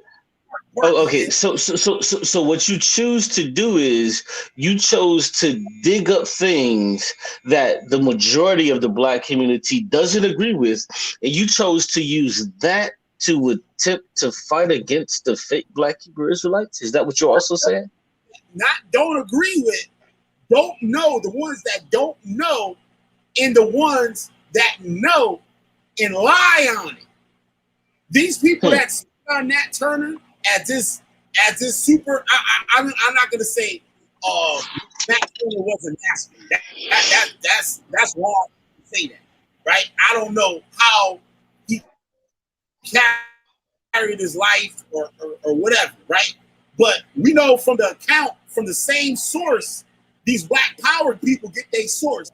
They left out the gay part. They left it out and never spoke on it. Right, and the people that just want to listen to these black people, that want to just listen to them and not read the book themselves, they fall victim. Hold on. So let me ask you. So let me ask you, because now my mind is going about three different places, because it sounds like you're saying three different things. So initially you have a problem with the black power people who want to use him to produce this pro-masculine guy. And then secondly, you have an issue with the fake Black Hebrew Israelites who wants to use him to say, well, you know, we're Israelites because he used the Bible. But then thirdly, you also want to use him to say that he was a homosexual. So I'm trying to figure out, why would you use... Well, hold on. I'm not finished. I'm not finished because I'm just trying to figure out where you're going. So if you're using him in these three different ways, I'm trying to figure out, where do you fit in and where does your message fit in? Because nothing what you've said so far actually coincides with his message. Because what I hear is, even when the fake Black Hebrew Israelites use him, they're using him according to his message. When the pro-blacks use him, they use him according to his message. So I'm trying to figure. Well, hold on. I'm almost done, but this is my question to you. This is my question directly to you. So, what is your message? Because you're using him in a way to say that he was a homosexual. What is your message, and whom are you seeking to speak to? Now, when you take that shit a long time, I lose track of what you're saying. But what I'm going to answer is not that they portraying this man as a freedom fighter, as a revolutionary. These people are homophobic people that speak out against people of that community, of the LGBTQ, whatever community. They speak out against it. But the person that they put on their poster is a gay man, but they will never admit it. They would never admit it. Just like the same way they won't admit that homosexuality had a home in Africa before the white man got there. They was doing homosexual acts. So when they talk, Okay, I'm still confused. I'm gravely confused at this point. But go ahead. all right, so those same people, they do this all across the board. When you look at the civil rights movement, Daniel Rustin, that was his revolution. That was a gay man's revolution, the civil rights movement. He taught Martin Luther King what to do. Martin Luther King was the front man. He was the face of the civil rights movement. But it was Daniel Rustin was the one that was making everything happen, telling him what to do. He was the top advisor to Martin Luther King. He's the one that organized the March on Washington that got 250,000 people in 30 days at the Washington Monument. 250,000 people he organized in 30 days to show up for that march. That was a gay man that did that. And guess what? Martin Luther King and the rest of the people didn't want him to speak. He spoke at it, but they said that they did not want that man to speak. They did not want him to be the face of the civil rights movement because he was homosexual, which is wrong. Well, hold on. Hold on. Go ahead. What the civil rights movement stood for, Black people have failed. They have failed their LGBT Black community. They failed them because after they got the rights, they continue to oppress the Black LGBT crew or whoever, them in general. You know what I'm saying? They continue to oppress them for a movement that they fought for everybody to have civil rights. And they denied these people civil rights. And when Obama came into office, Obama threw them a bone because they worked hard for it. And the reason I believe Obama, that was one of the things Obama did for them people, because they worked hard at it. And they stayed away from that Afrocentric bullshit that didn't support as people. And let me respond to this. Let me hold on. Excuse me, but let me just respond briefly. See, this is what is so sad when it comes to Black people, and I not only find it sad, I look at this as a crutch for Black people. But once we take away this crutch, we'll be able to do so much better. Yeah. Because this brother, hello, are you not done speaking, or are you done? No, I'm done. Make this your last words. I'm going to move on to my second part of the show. Go ahead. Hey, Ralph Q, I want to say something too. Ralph, you go, Q. Okay. Yeah. This is my last words. And he's gonna kick me off, but let me just make my last words. So, what I find interesting is that this brother mentions homosexuality in the way that he does, when in actuality there's no reason to mention it, especially when you're talking about being Rasta. But then he furthers it by talking about things that are happening today. But it's so sad that he's talking about things that are happening today, but does not remember the things that Bed Rustin and Martin Luther King accomplished back in the day. Now, you know what this is? This is a Negro who doesn't understand where he is, what the fuck is actually going on, and where the fuck he's supposed to be. This is what's going on. Because he has a problem with other people. He has an issue with other people getting bills and laws passed for them. But you know what? If he was living in 1960 if he was living in 1960 and Black people ain't have a fucking thing, and then Black people finally got something in 1963, he would be against it. He would be one of these evil motherfuckers that Black people would be against. Because, hold on, let me be clear about this. Yeah, they would. You right on that. Hold on. Are you speaking? Whoa. Are you speaking while I'm speaking, or do I need to stop so you can? No, yeah, you need to stop. Go ahead, Tony. Um, yeah, but Yeah, this is where you can you broke up. no, go ahead. Go ahead. You got the floor. Yeah, yeah. So yeah, this is where we split hairs a bit. As far as like African Americans, when you said we oppressed gay people, African Americans, especially in the '60s, they never was in a position to oppress anybody. There was, in order to oppress somebody, you have to be at a position of power to oppress anyone. Well, Just because, go ahead. Go ahead. let me get it out. And just because I don't agree with a certain lifestyle, I'm not oppressing you. For example, if I'm pro vagina, that doesn't mean I hate that person over there. If I go to a supermarket and I'm pro getting oranges, I don't hate apples, and I'm not oppressing apples. And I'm not imposing that everyone stop eating apples. I am Yeah. simply pro oranges. Right. So when you say oppress, that's a strong word Okay. that Let me. implies that these people are at a certain position of power to orchestrate jobs and neglect them job positions and stuff like that based on a certain position of power. So that word oppress is very strong, which we know historically, especially in the '60s, they did not have that position of power. Now, what I mean by that is that, like you see today, right? It's looked down on as part of as an evil thing, right? Now, that usually comes from the Christian beliefs and stuff that a lot of that stuff is generated from.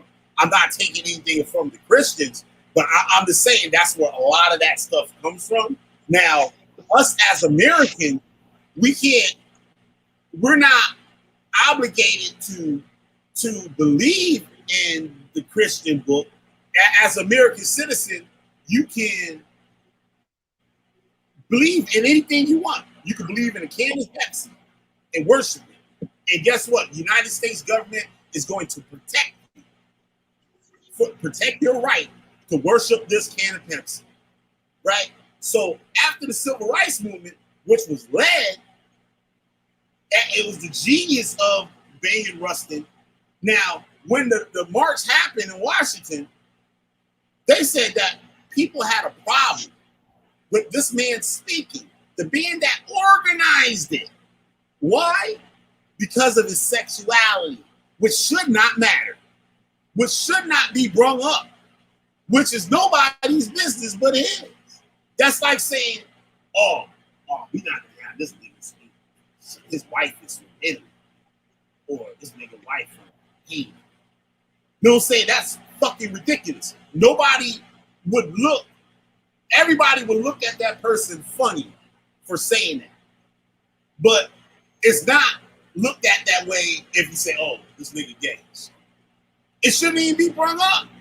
People should, just like Martin Luther King said, judge people by, you know what I'm saying, their character and stuff.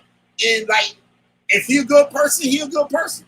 I'm not saying there's some wicked ass gay people out there. You know what I'm saying? It's the same thing. But we took it, I found it shameful that after those rights was passed, black people, now what I mean by like oppressed, I'm not meaning to say like it was going out there, well, yeah, they were beating up gay people and shit like that. But they weren't accepted as them. The gay black man or bisexual black man, the lesbian woman and all that was not accepted in the black community as people. They was put on as outcasts. Just like me, I grew up, I'm an outcast and shit. Like I was in the shit that nobody was into. I was into graffiti and fucking skateboarding, punk rock music and skinhead culture and fucking shit like that. Nobody even knew what that shit was, what it was about. I was vegan in 1991. Nobody even knew what that shit was. You know what? I was an outcast to black people. People took an offense if I go to their house and I don't eat pork, I don't eat meat, or take dairy products, or wear leather.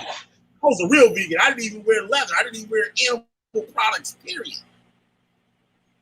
Know what I'm saying? And I was oppressed. I'm going to Thanksgiving Day dinner, and my aunt telling me, "Oh, there's no meat in those vegetables or whatever," right? And then she gives me the vegetables, and I see the meat in it. And then it's like, "Fuck you, nigga." You know what I'm saying? They like, and that was the first time I went to a family gathering. After that, because I showed that, damn, these people don't accept me for who I am. I learned that at a young age. Goddamn, these niggas don't accept me for like shit. I don't eat meat. What the fuck that got to do with anything? Y'all eating it? Y'all can eat it. I'm not telling y'all niggas not to eat it. You know what I'm saying? But this is what I do. It is not like I'm going out there killing motherfuckers and expecting people to still love me and treat me the same.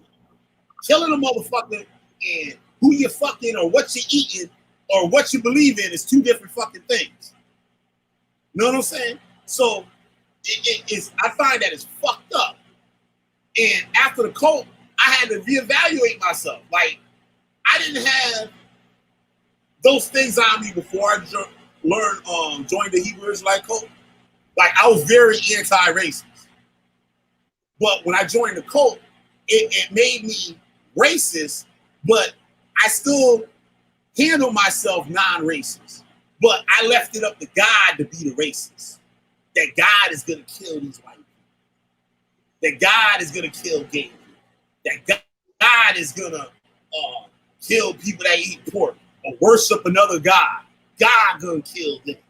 But God, when Jesus come back, Yahweh Shai going to come back, he going to use me to help do this. You know what I'm saying? But I walked my life through there being civil with people. Now, I turned up on people that were against that of another nationality pushing anti-biblical stuff on the biblical people, Israelites, if you want to say that shit. Like, you know what I mean? Like, we used to tear up Muslim stores, like Arab convenience stores. We used to go in there and push their shelves over and everything. This was selling pork in there. Because in their own country, they wouldn't be allowed to sell pork. And they here selling pork to Israelites. So we go in there and fuck their store up. Well, the Bible says that.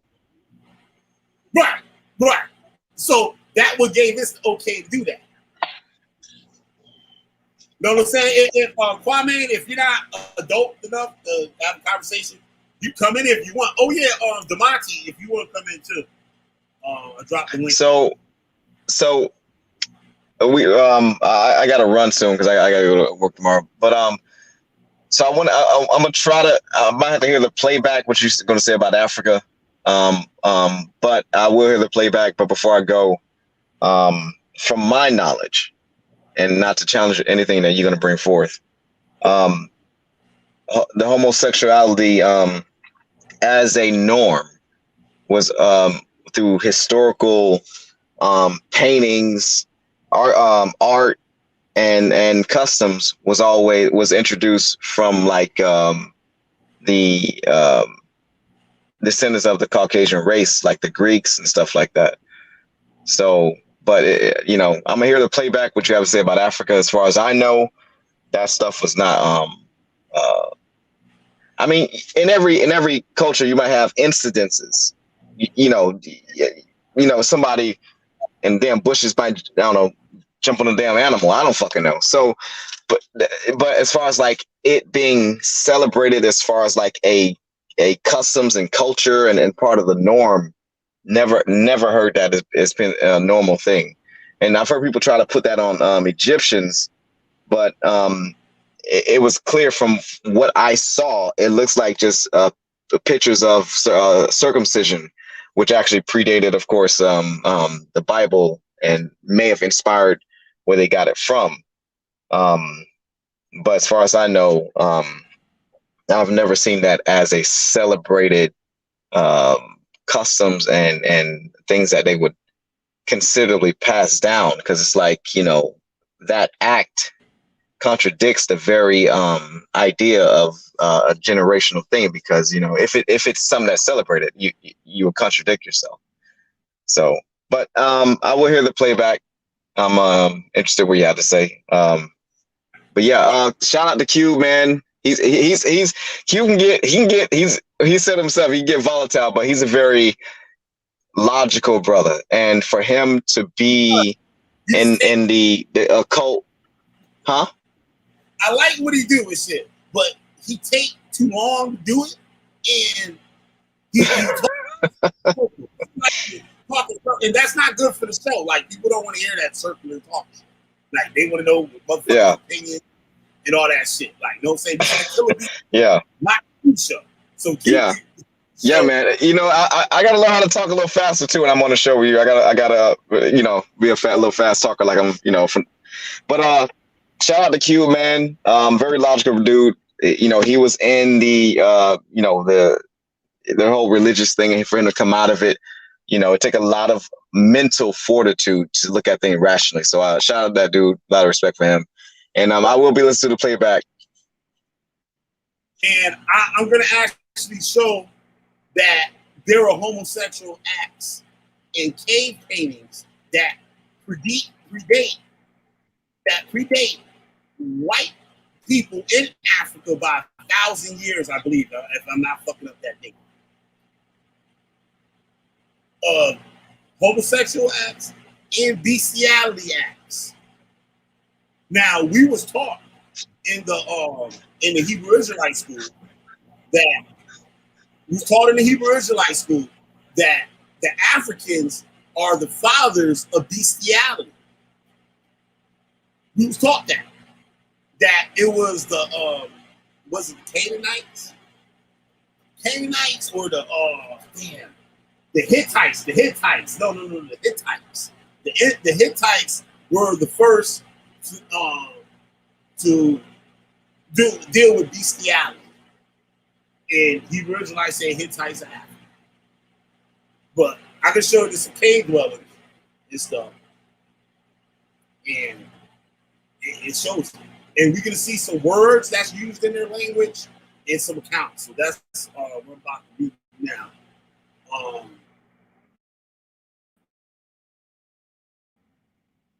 Says,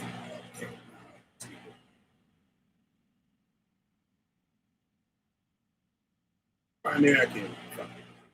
During a visit to Africa this summer, the U.S. President P.T. individuals meeting the Kenyan President Uhuru Kenyatta, Obama said, when you start treating people differently, not because of any harm they are doing to anybody, but because they are different, that's the path whereby freedoms begin to erode. That's a great quote. And that's exactly what I've been saying this whole time. And I didn't read this before and shit. I'm just reading it now. Shit, it's right there. Unfortunately, the response from Kenyatta was that there are some things that we must admit we don't share with the U.S. Our culture, our societies don't accept. Right? This is the same argument that Robert Mugabe used to suppress the human rights of LGBT people in Zimbabwe. That the former president of Nigeria, Goodluck Jonathan, used. Oh yeah, Tony too. I got a book for you. I'm gonna put up there. Make sure. Used when he signed the most dangerous law against LGBT people in the modern world, and that President Yoweri Museveni used in a ceremonial signing of the anti-gay bill in Uganda. This year, Gambia's President Yahya Jammeh called for gay people's throats to be slit.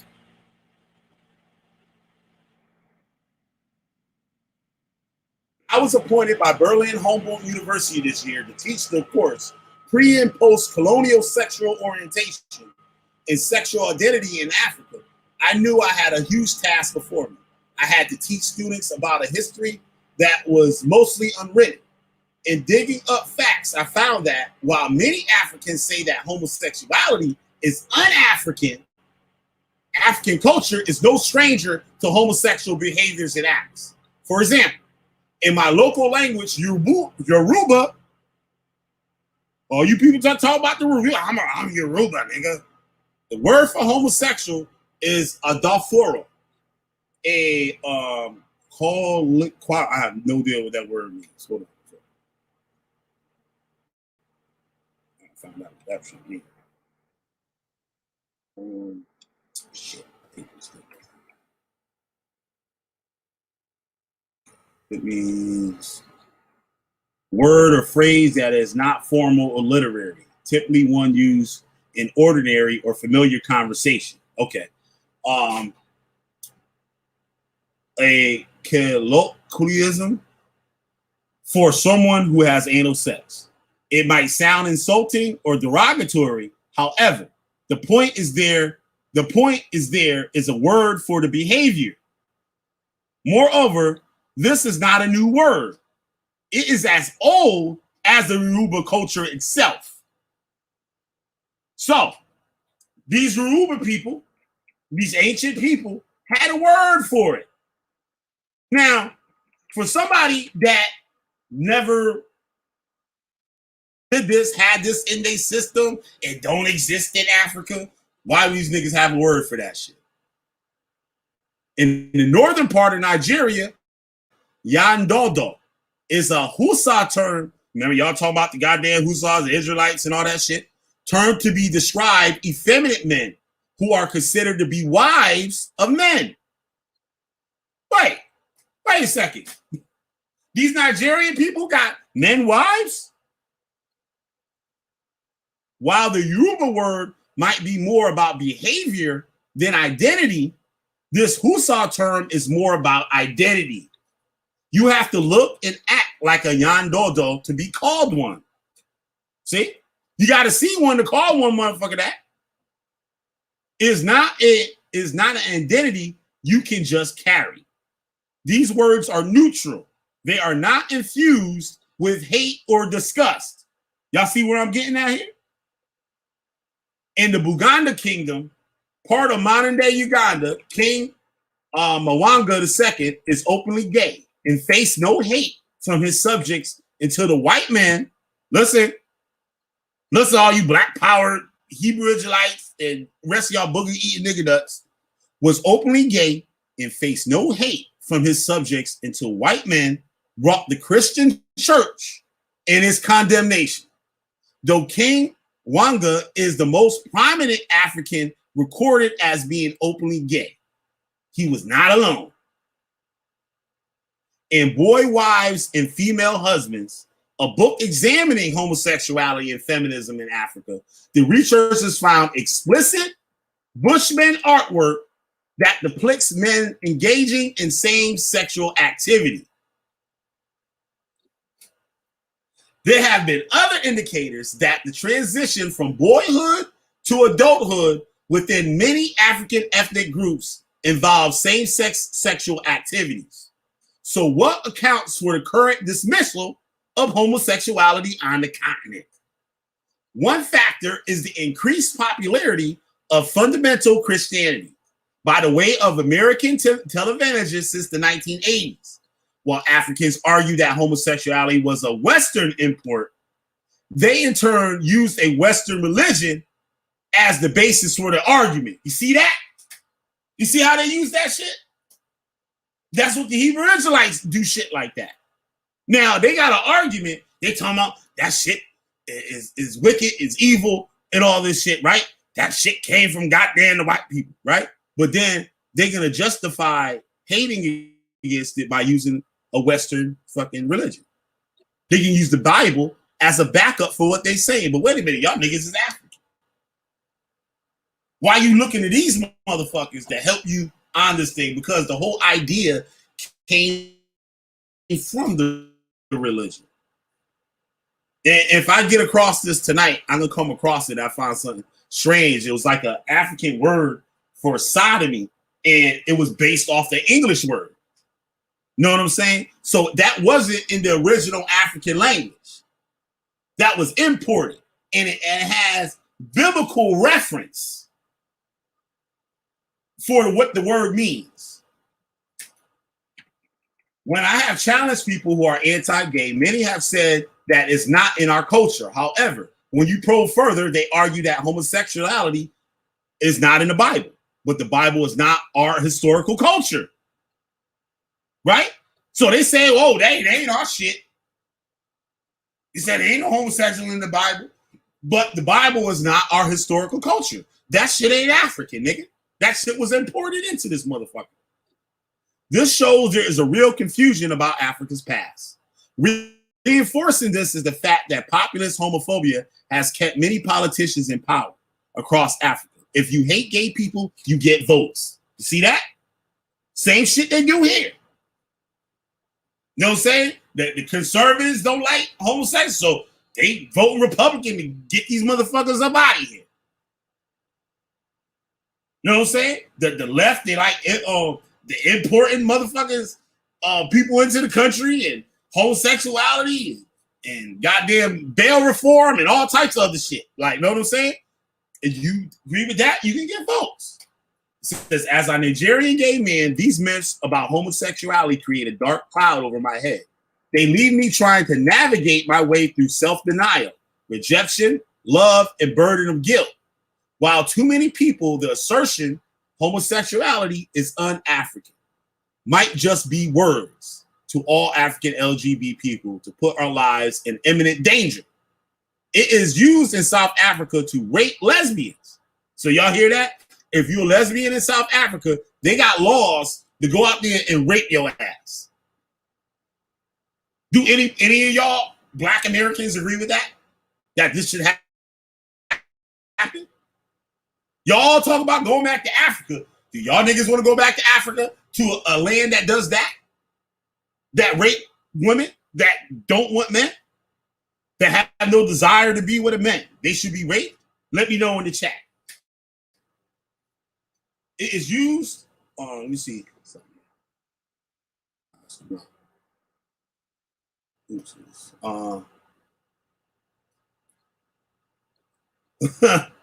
Said, well, yeah, y'all gonna be asking for a drop. Yeah, let me say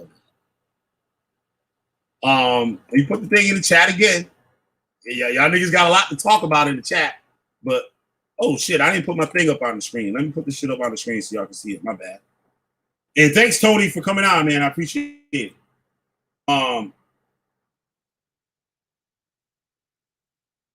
Okay, so yeah, the lesbians are gonna be raped. It's used to pass laws to jail, threaten, or kill gay rights activists. It is used to dehumanize LGBT people across Africa and legitimize the hate that we face. It is the reason I received death threats, which ultimately drove me into exile from my home in Nigeria. As long as the notion that homosexuality is un-African persists, Kenyatta receives applause. Mugabe will win elections, and parliament across the continent will reintroduce harmful laws. To stop all this, we need to start retelling our history and remembering our true African culture, one that celebrates diversity, promotes equality,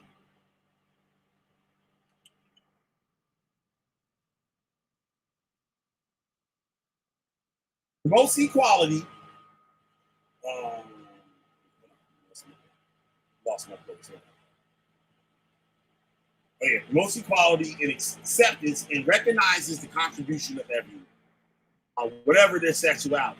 As you're just okay, let's go.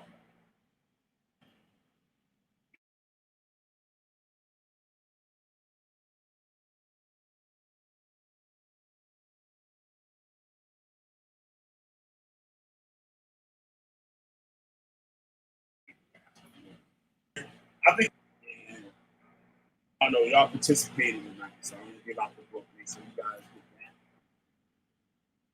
that. Tell you what it is. Okay. Got this here.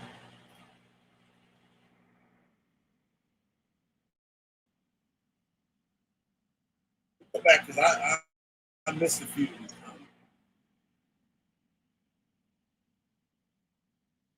Yeah, Cube, I don't be down for all that long-winded shit. Sometimes you say good shit, sometimes you just want to take it to the church.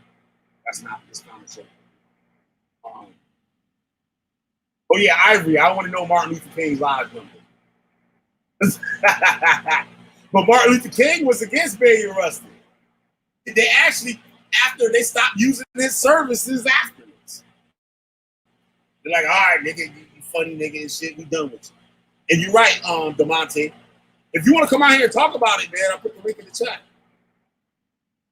Deuces, what up? That's cool, salute people.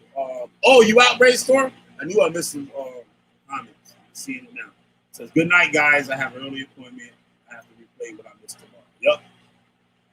Big O and shit. Thanks for the support, Big O. Outside the cube. Don't forget, y'all don't forget to hit my goddamn cash app and shit. Big O. Good luck. I know you was kind of mad tonight, but like, yeah, you should try to pay attention a little bit more. It's almost like you're trying to get out what you're trying to say without listening to everybody else to actually, so what you're saying, it will actually be like, you know what I'm saying? Better presented to the people. That's what I'm trying to say. You know what I'm saying? If like what you're saying goes with, not go with, but it's part of the conversation. You know what I'm saying? Like we saying one thing, you start saying some other shit that ain't got shit to do with it. Or it's like you giving an answer without hearing what the question was and shit. It kind of fucks the users, like people that's viewing. It kind of makes a bad experience. Like internet connection is a bad experience, so we don't need to worry about this. He said, what about Chuck McDrew, one of the lead organizers of NCC that was gay, had to hide his personal life? Monty Alfred, oh, thank you very much. I'm going to look into him. If I got time tonight, I'm going to look into him tonight. I'm definitely going to do a show on it. Thank you for that. I appreciate it.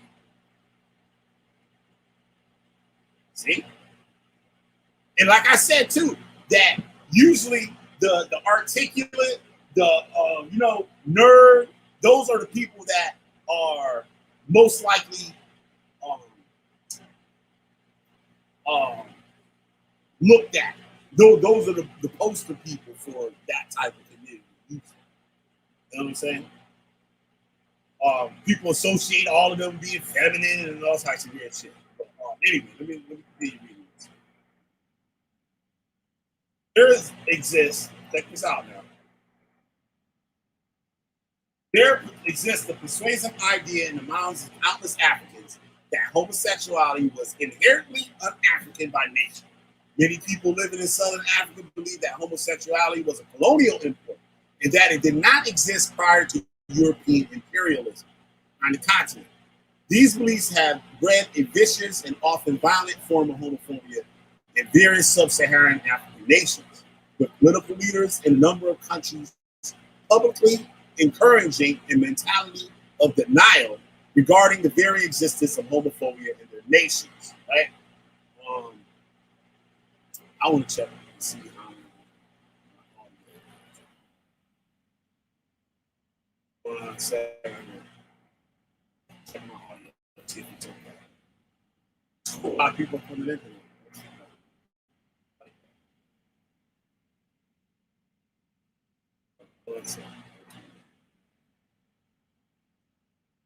See what I hear like, what I sound like.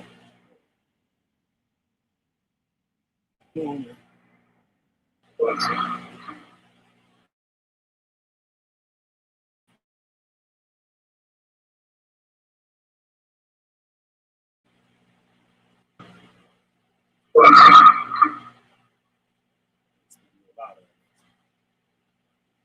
That's cool, salute people. Oh, you out, Brainstorm? Okay, I knew I missed you. Okay, I just got sleep. Zimbabwe, a long-term leader in Zimbabwe, once famously described homosexuals as being worse than pigs, goats, and birds. Last year, while speaking to the General Assembly in the United Nations, Mugabe went on a tirade in response to international criticism of Zimbabwe's persecution of homosexuals. We equally reject attempts to prescribe new rights that are contrary to our values, norms, traditions, and beliefs. We are not gays. Mugabe beliefs here are made quite clear. Homosexuality is un-African and certainly un-Zimbabwean. What a queer statement for a long-term ZANU-PF leader to make, for Zimbabwe is home to one of the oldest cave paintings on Earth, which depicts, well, an orgy, but not just any orgy, a gay orgy. Y'all hear that? One of the oldest cave paintings on the earth, right in Zimbabwe, like Jungle Brothers would say, straight from Zimbabwe, right?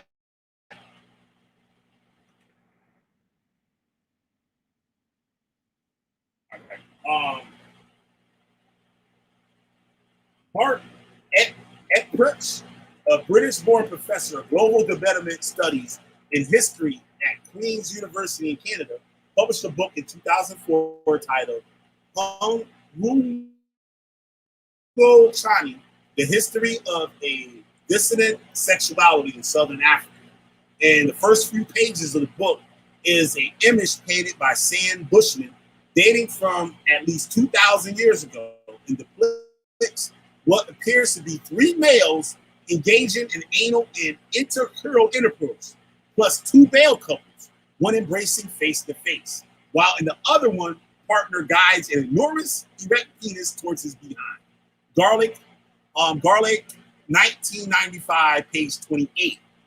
Atpritch goes on to explain that anthropologists of the Bushmen and related Khoi, y'all like to say that the Khoi people are Israelites, in recent times do confirm that same-sex sexual practices not only existed in modern, pre-modern millennium, but were common enough to be socially acceptable. This pre-modern milieu, of course, includes the period estimated to be 2,000 years ago, when the ephemeral mentioned sand cave paintings were created, and thus predates the earliest known European explorers into Southern Africa by well over 1,000 years. It seems then that Mugabe's notion, one shared by many African statesmen, of homosexuality being un-African is completely and utterly false. From where then does the homophobia in Southern Africa arise? This is, of course, not an easy question to answer, but a good place to start is the introduction of mission Christianity by European colonists.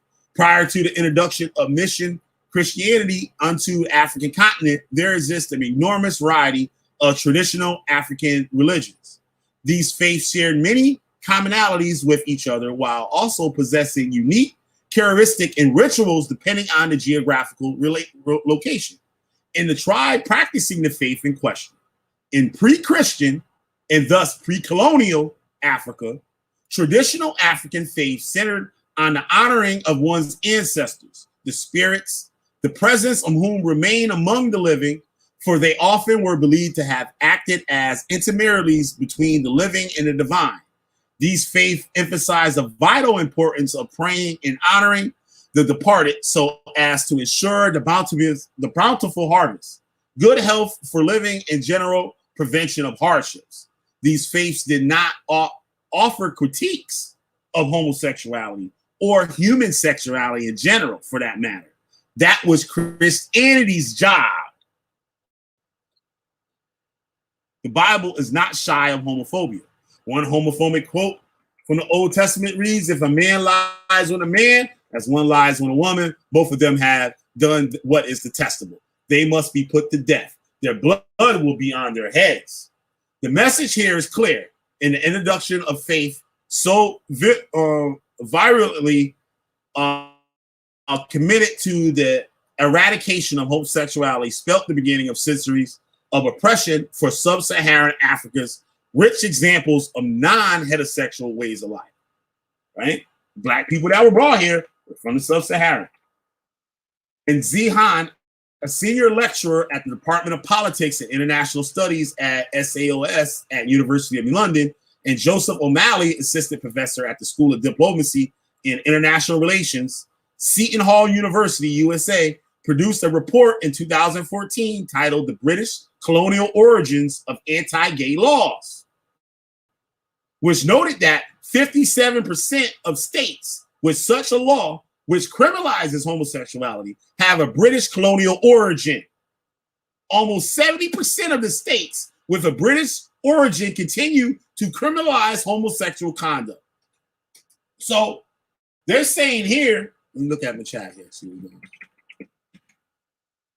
They saying here, right?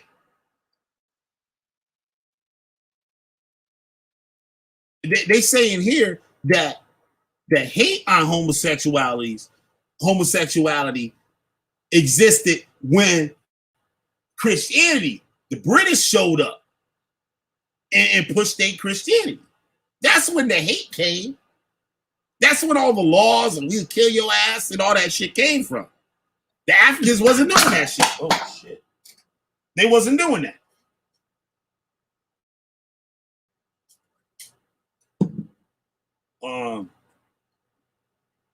Former British colonies, including Zimbabwe, Nigeria, and Uganda, all have laws punishing homosexuality, laws which, along with intense cultural homophobia, are part of these nations' brutal colonial inheritance. The year 2016 and European notions of race, sexuality, and gender continue to permeate their former colonies through Africa. Christianity informed the anti-sodomy laws and anti-homosexual laws of the British Empire laws, which continue to legally persecute millions of non-heterosexual Africans. What leaders like Robert Mugabe of Zimbabwe, Yoweri Museveni of Uganda, and Sam Nujoma of Namibia need to accept and admit is that their nations possess a history before European colonization, a history of cultures and tribes that promoted what? Progressiveness. See this? So if y'all want to get on the white man, get on the white man for making y'all unfair people. Get on them for that.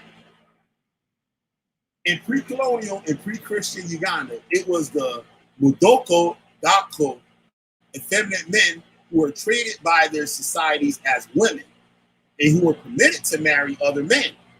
Get that? In pre-colonial, pre-Christian Uganda, it was the Mudoko Dako, effeminate men who were treated by their societies as women and who were permitted to marry other men.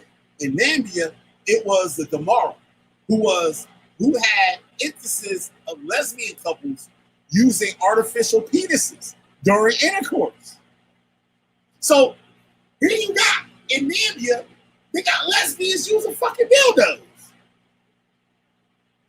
And of course, in Zimbabwe, it was Sam Bushmen partaking in gay orgies, which the gay gods have been reported for the entire world to see. Any questions?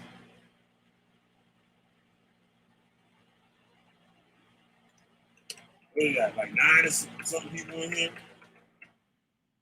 I got some more shit if y'all want me to go on. I got some more shit. Y'all need to come on in here. Links right there in the chat. Put your money where your mouth is. Put your money where your mouth is, y'all. Come on now. Hit that like button on the way in, too. Don't forget to hit that like button.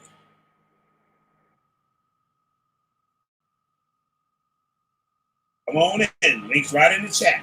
Let me see what else I got. I can show you.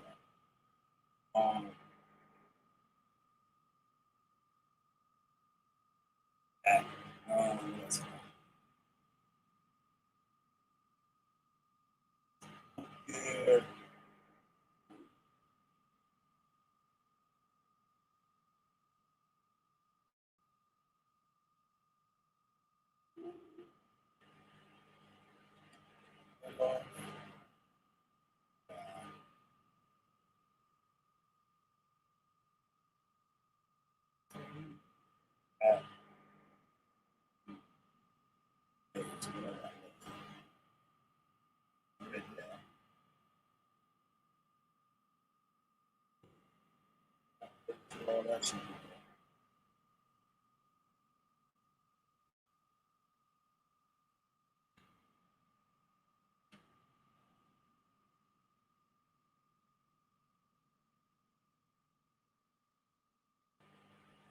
What else I got? I'm gonna read some of this book. Just give it out. I think I'm just gonna give it out. From Marion Roscoe's Boy Wives and Female Husbands. Some of this shit in there. It's a big book, 260 pages. So that's my gift for you guys tonight. You're hanging out with me.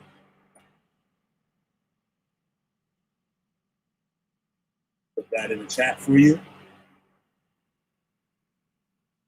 Go. So for all y'all that want to go to Africa, it's just because some of y'all that community and y'all want to go to Africa, right? Y'all see what y'all gonna have waiting for y'all here?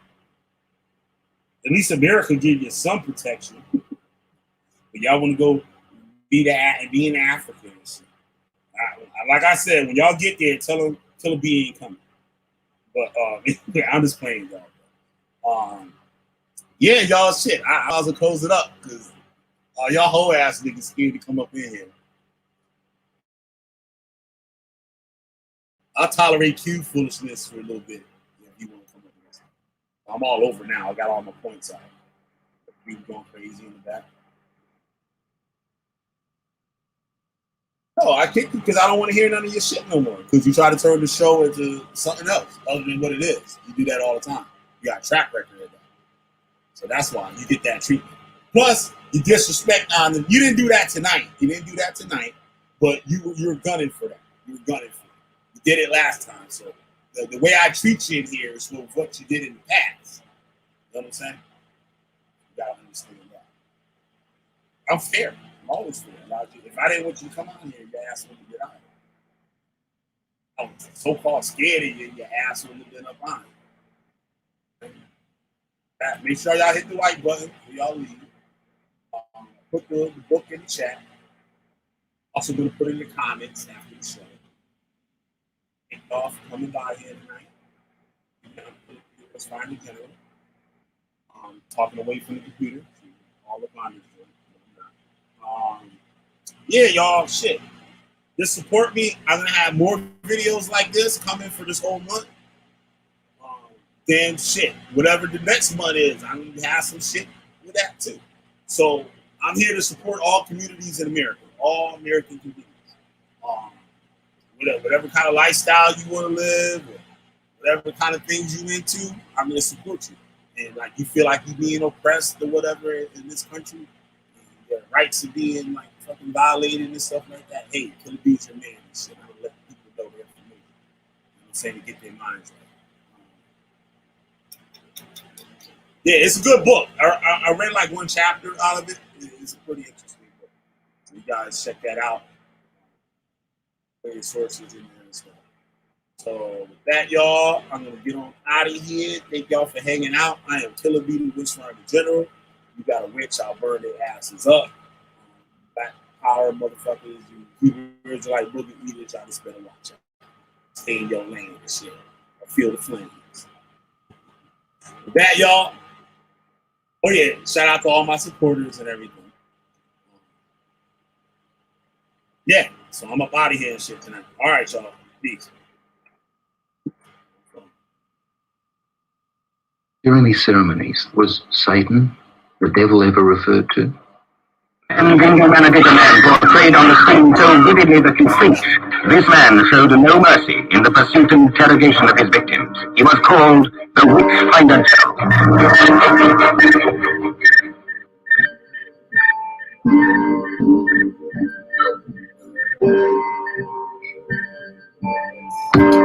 Witch finding ain't easy. Fuck your trick one. Get this one. Y'all can get your heads lost, spin away like prison. Intelligence agencies trace you. Seeing what I did lately, amazing. They not seeing all the sheep graceful. Flaming pins of Josh, get rocked. Mountaintops go fly. Right enough, fight enough. Yet I'm so nice when I expose. Fuck y'all clothes, costume shop rolls. Catch info like a stroll. Feeling old, so grab a switch. I'ma stole my foes cause they spit. Since they can't ruin me, I'ma ruin them. That chopped off head will still spin. Burning witches in they sin. You can't lie, you can't die. I know what y'all said. Just as flesh decay, but eternally, I don't see it that way. I paved the road clear is what you said. But your cult gonna leave people dead. Claim God don't know you. Watch your desires overthrow you.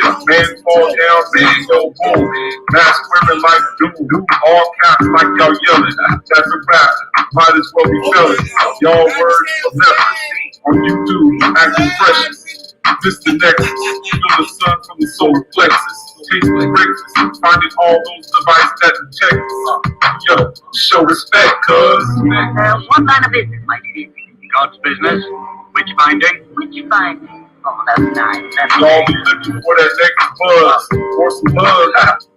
Watch the general pool plugs, internet warriors caught up in dark corridors, fiction like Mordor.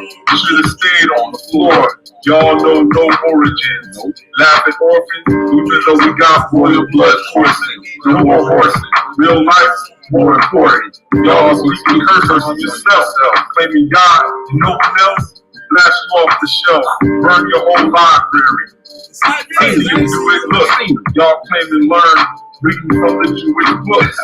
Y'all some cookie cooks. Lips caught up with a hook. Spooky beats driving wild. Get stabbed, a knife holding child. Old man, old style. Used to pull kelp out the Nile. And I did it with a smile. Fake roots, smell vile. Rock like Hendrix at the eye. After a while, see Egyptians on trial. Yeah, you, the one claiming proof. Unglued and unruly, expose their actions fully. Yeah, I'll be a bully, but that's fine. This is how you get bullied straight from the mind. Burning. We cats out there, we have faith in y'all, have faith. They want to all this, they do all this. Maybe they speak language.